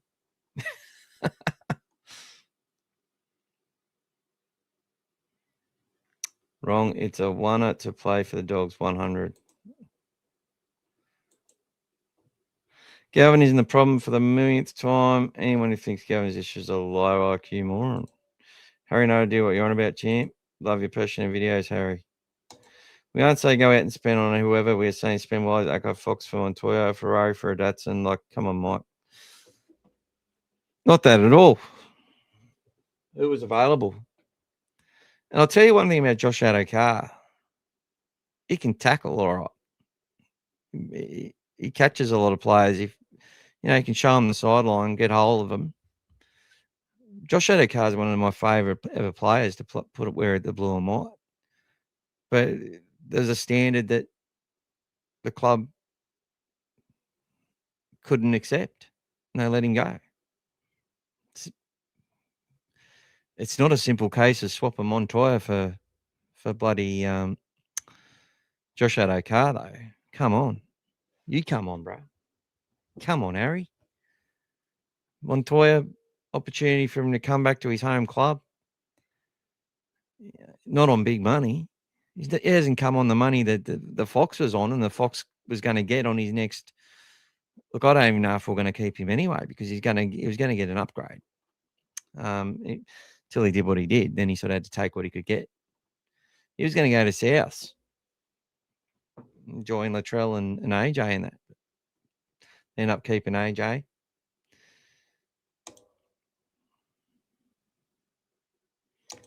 That's it, Brian. Man was driving unlicensed on drugs and almost killed a 4-year-old girl. Yeah, I get it, but that's got nothing to do with it. That's the system failing, man. Mam's not a bad kid. I think was badly advised and he's read the room wrong a couple of times as well since. But he's also getting booed constantly. And our fans boo the hell out of him. I don't mind when we boo Tino and Dane Gagai because of what they did to Burton. It was funny when we started that catch cry. We're talking about it on here, and there was a lot of social media stuff. And the Bulldogs fans turned up to Newcastle and booed the hell out of Gagai, and we beat them there. And they turned up in droves to watch the Bulldogs smash the Titans at Combank. And Tino as a wanker went loud and clear. And I think he's a good bloke, Tino, from what I can tell. Bumpers into Marnie's face, though.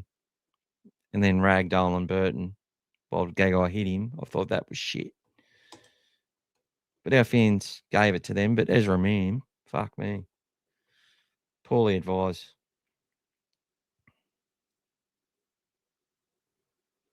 Absolutely ridiculous when people bring up Fox making a simple, basic error in judgment. Stop it. It's a bullshit excuse. No, he did the wrong thing and he lied about it. that was it. And it wasn't just that. There was other things as well. He's got a bit of baggage, the Fox, and he's had to overcome a lot of shit and deal with a lot of stuff. And the Bulldogs helped him immensely. And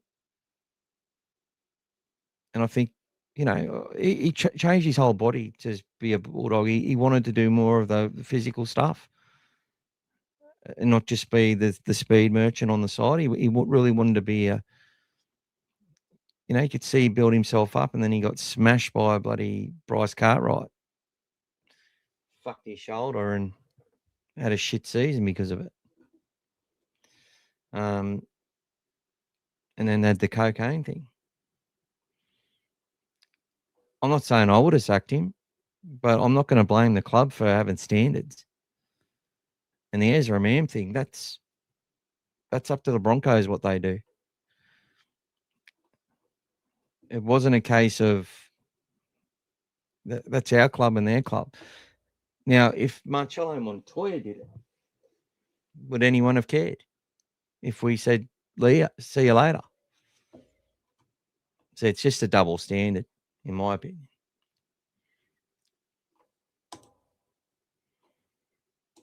It's his first error in judgment, rehabilitation answer, not exile someone for a small mistake.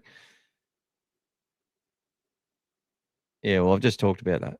It wasn't his first error in judgment, by the way. And I'm not talking about drugs or anything. I'm just saying there's a bit of baggage there. But I love the Fox, and I'm all for rehabilitation. And I'll say he's doing all right with Para right now, and he's had some good people helping him, and he's got a good family. They were sitting there watching while people put shit on him, and while others come to his defense. They were on the Facebook pages because his wife come and said stuff quite a few times. Trent Barrett's dad was on the pages. Bailey Hayward's dad's there. They're all there copping the crap from our fans.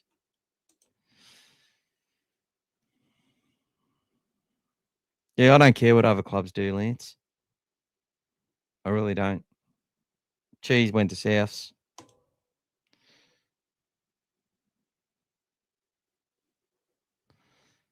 Yep. I backed the club for he didn't take accountability. He got caught. No other decision to make. And that's a standard for everyone in the club. Yep. Leo Thompson didn't even realise he can play. He played 70 minutes against us when Saifidi injured himself going out in the field in 2025.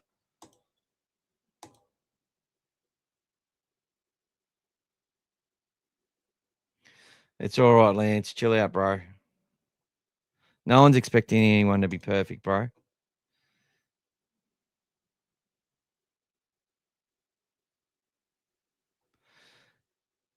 Harry, Leo Thompson is 25. He's an international front rower. And he's a great human being. And we offered him less than Newcastle offered him and the Canberra Raiders, who have one of the best packs in the competition. So I don't care what you think he's worth. We got him for 800, 850. It actually was 800, closer to 800. So you can believe that, bro. But come on, man. Come on, Harry. Context and perspective. He works hard. He runs hard. He holds up the middle. He can offload if needed. And, he was part of a side that beat Australia 30 fucking nil. He goes all right. He comes highly recommended by a lot of fucking people who are in the know. But that's all right, bro.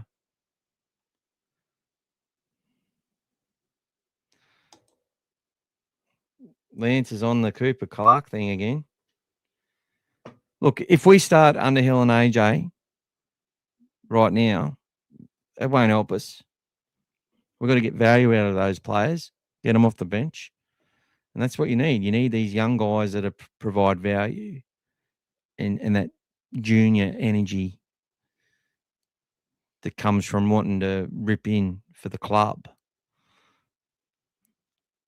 And I'm pretty sure that the Leo Thompsons and the Max Kings have got a lot of buy-in to the Bulldogs and are very fucking happy to be where they are. Unfortunately for Leo, like, I don't even think he's had a win yet, which would be fucking hurting him.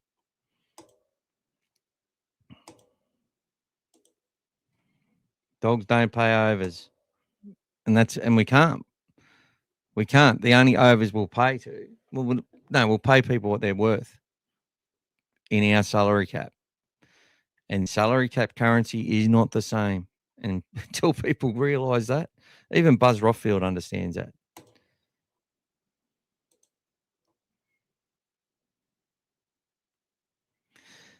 Harry, not 1 year delayed at all. I thought he would make his debut last year, but he wasn't starting in New South Wales Cup, Harry. He wasn't starting every week in New South Wales Cup. If you're not getting that built into you, how are you supposed to go out there and play NRL? He went out there and played 30 fucking minutes the other day because of the way he's been developed.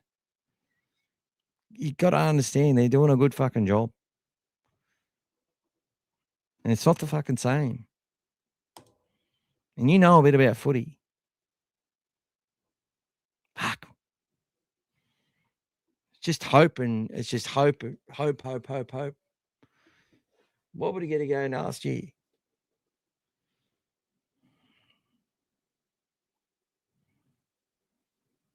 They're definitely not out of place in first grade because they've been developed to the absolute minute.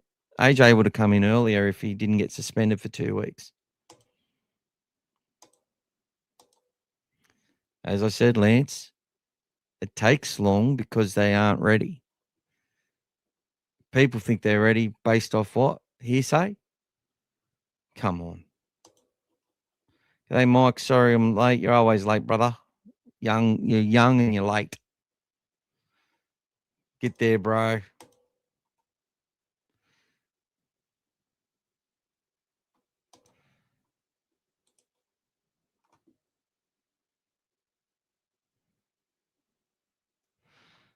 It's all good, Lance. Other clubs do what they're going to do. But our club needed to set a cultural standard that they weren't going to walk past just because someone was good. And it might have also been the fact that we had a winger on 550 grand and we had another winger in Jacob Carraz who's going to be getting close to that and about to play Origin. So maybe it was like, we're not even going to bother even looking at that.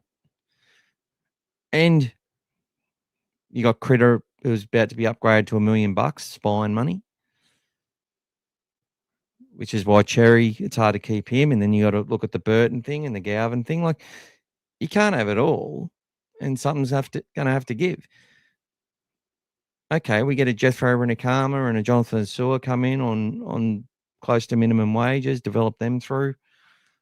We can't have two wingers on $500,000 each. It's just, your cap just doesn't work that way. And I'm telling you,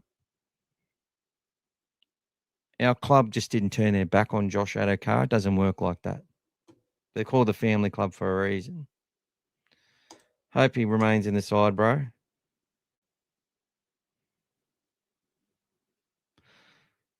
Yeah, Lance. AJ didn't get a run against the Sharks, judging by Prieston's probably not. Lipboy didn't get a run either, and neither did Jethro. They could have put any one of those three guys on. They didn't. And there was reasons for that. The game was gone, and they wanted to get some miles into young Underhill's legs. They need to get some more miles into King's legs. So why waste a player, risk injuring them? Game was sort of gone. I don't know. That's just my interpretation on it. But from what I can see, it's about roster management, and not because they're just trying to prevent young guys from playing. That's just absolute bullshit. They're making sure young guys have a chance to perform at their best and contribute to our team. And there's a reason they do contribute when they come in. Don't use your own wants for change just to give these young guys a fucking run, just so you feel better. They're not there to please you. They're there to bloody develop NRL players and to win games of footy. And those, if they debut too early, you risk ruining their fucking careers. It's as simple as that.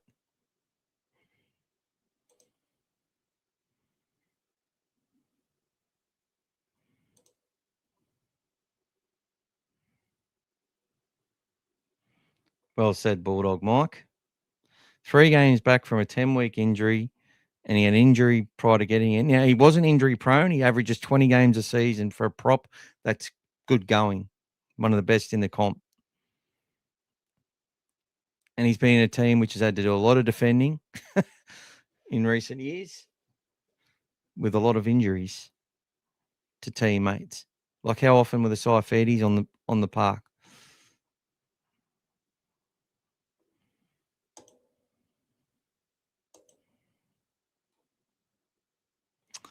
I'm not sure if he'll be mid-season purchase, but he could be, and he would help us. But I don't know if there's room for that. We'll see what happens, Lance. Yeah, I didn't like losing him to Para, but Para seems to be buying anyone they can at the moment.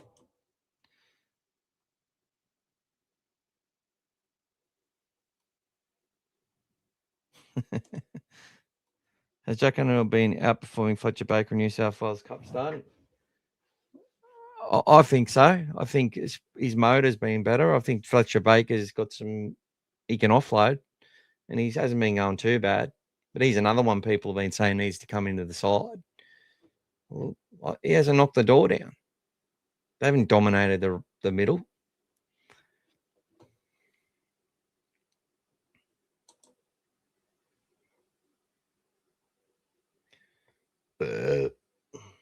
Neurosurgeon at Liverpool Hospital, come see me for a consultation. I thought you were a bloody bike rider, Lance. You took steroids.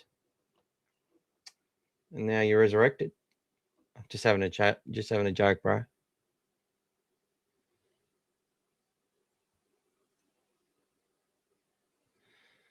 Well,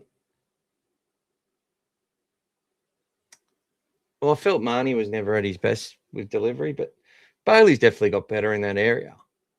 And it was never going to be perfect, which is why he had to be fast-tracked into the side, because we were left on our... We just had no way of keeping Marnie because he wanted to go if we weren't going to pay him the same money. And he wasn't going to allow his value to drop being in a 2-hooker system, which we wanted to do. Yep, our 2000s game, brother. I remember being at our first game back in 1995 when we played North Sydney on a Thursday afternoon when Jack Hartwell got a nice try through the middle. Oh, Michael, our little time traveller.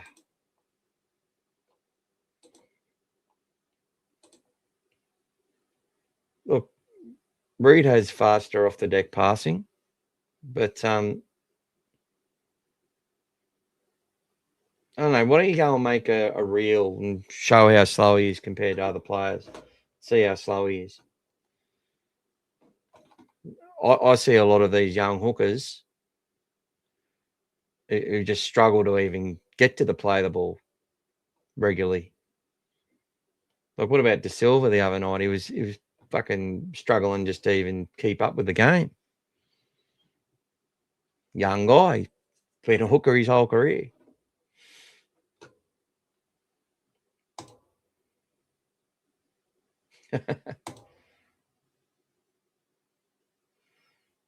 Oh, mate, you got to have thick skin. It's got a lot of underlay too. Look, but Brian's a fucking legend, mate. One of the best blokes I've known. So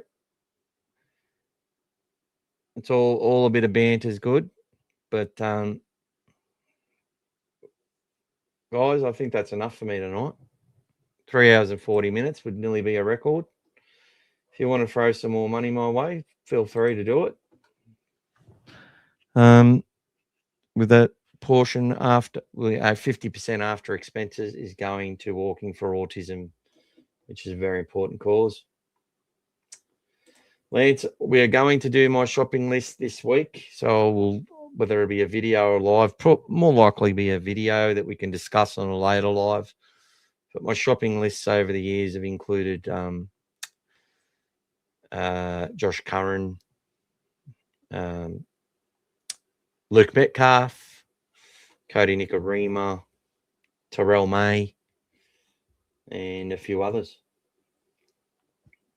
That's it. Night Bulldog Night, family club and full support from our family supporters. That's it, bro.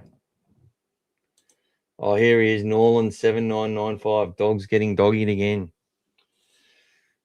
Well, you would know, bro. I'm sure you're there for a lot of it and enjoying the show.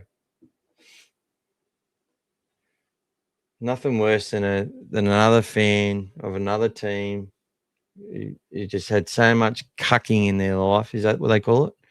Cuckolding or whatever. Night, Mike.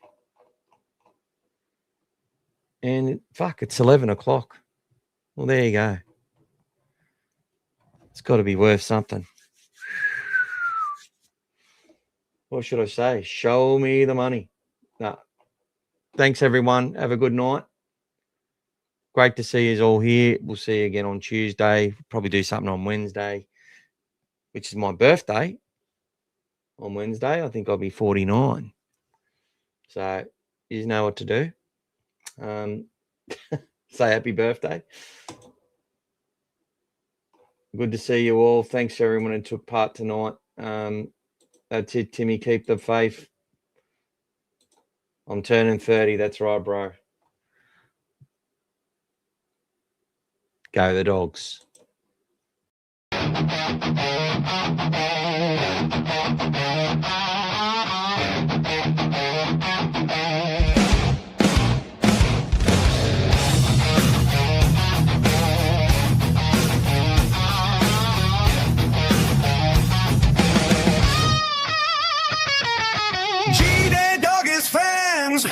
Welcome to the show. All things Bulldogs. Here we go, here we go. Yeah. Here we go.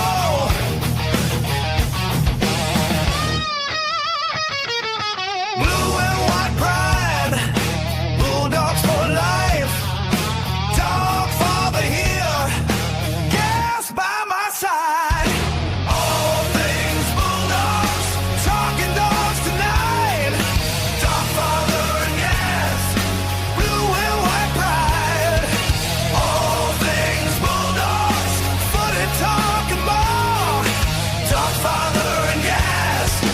Bulldogs to the core. Bulldog spirit. Strong and true. Blue and white. Through and through.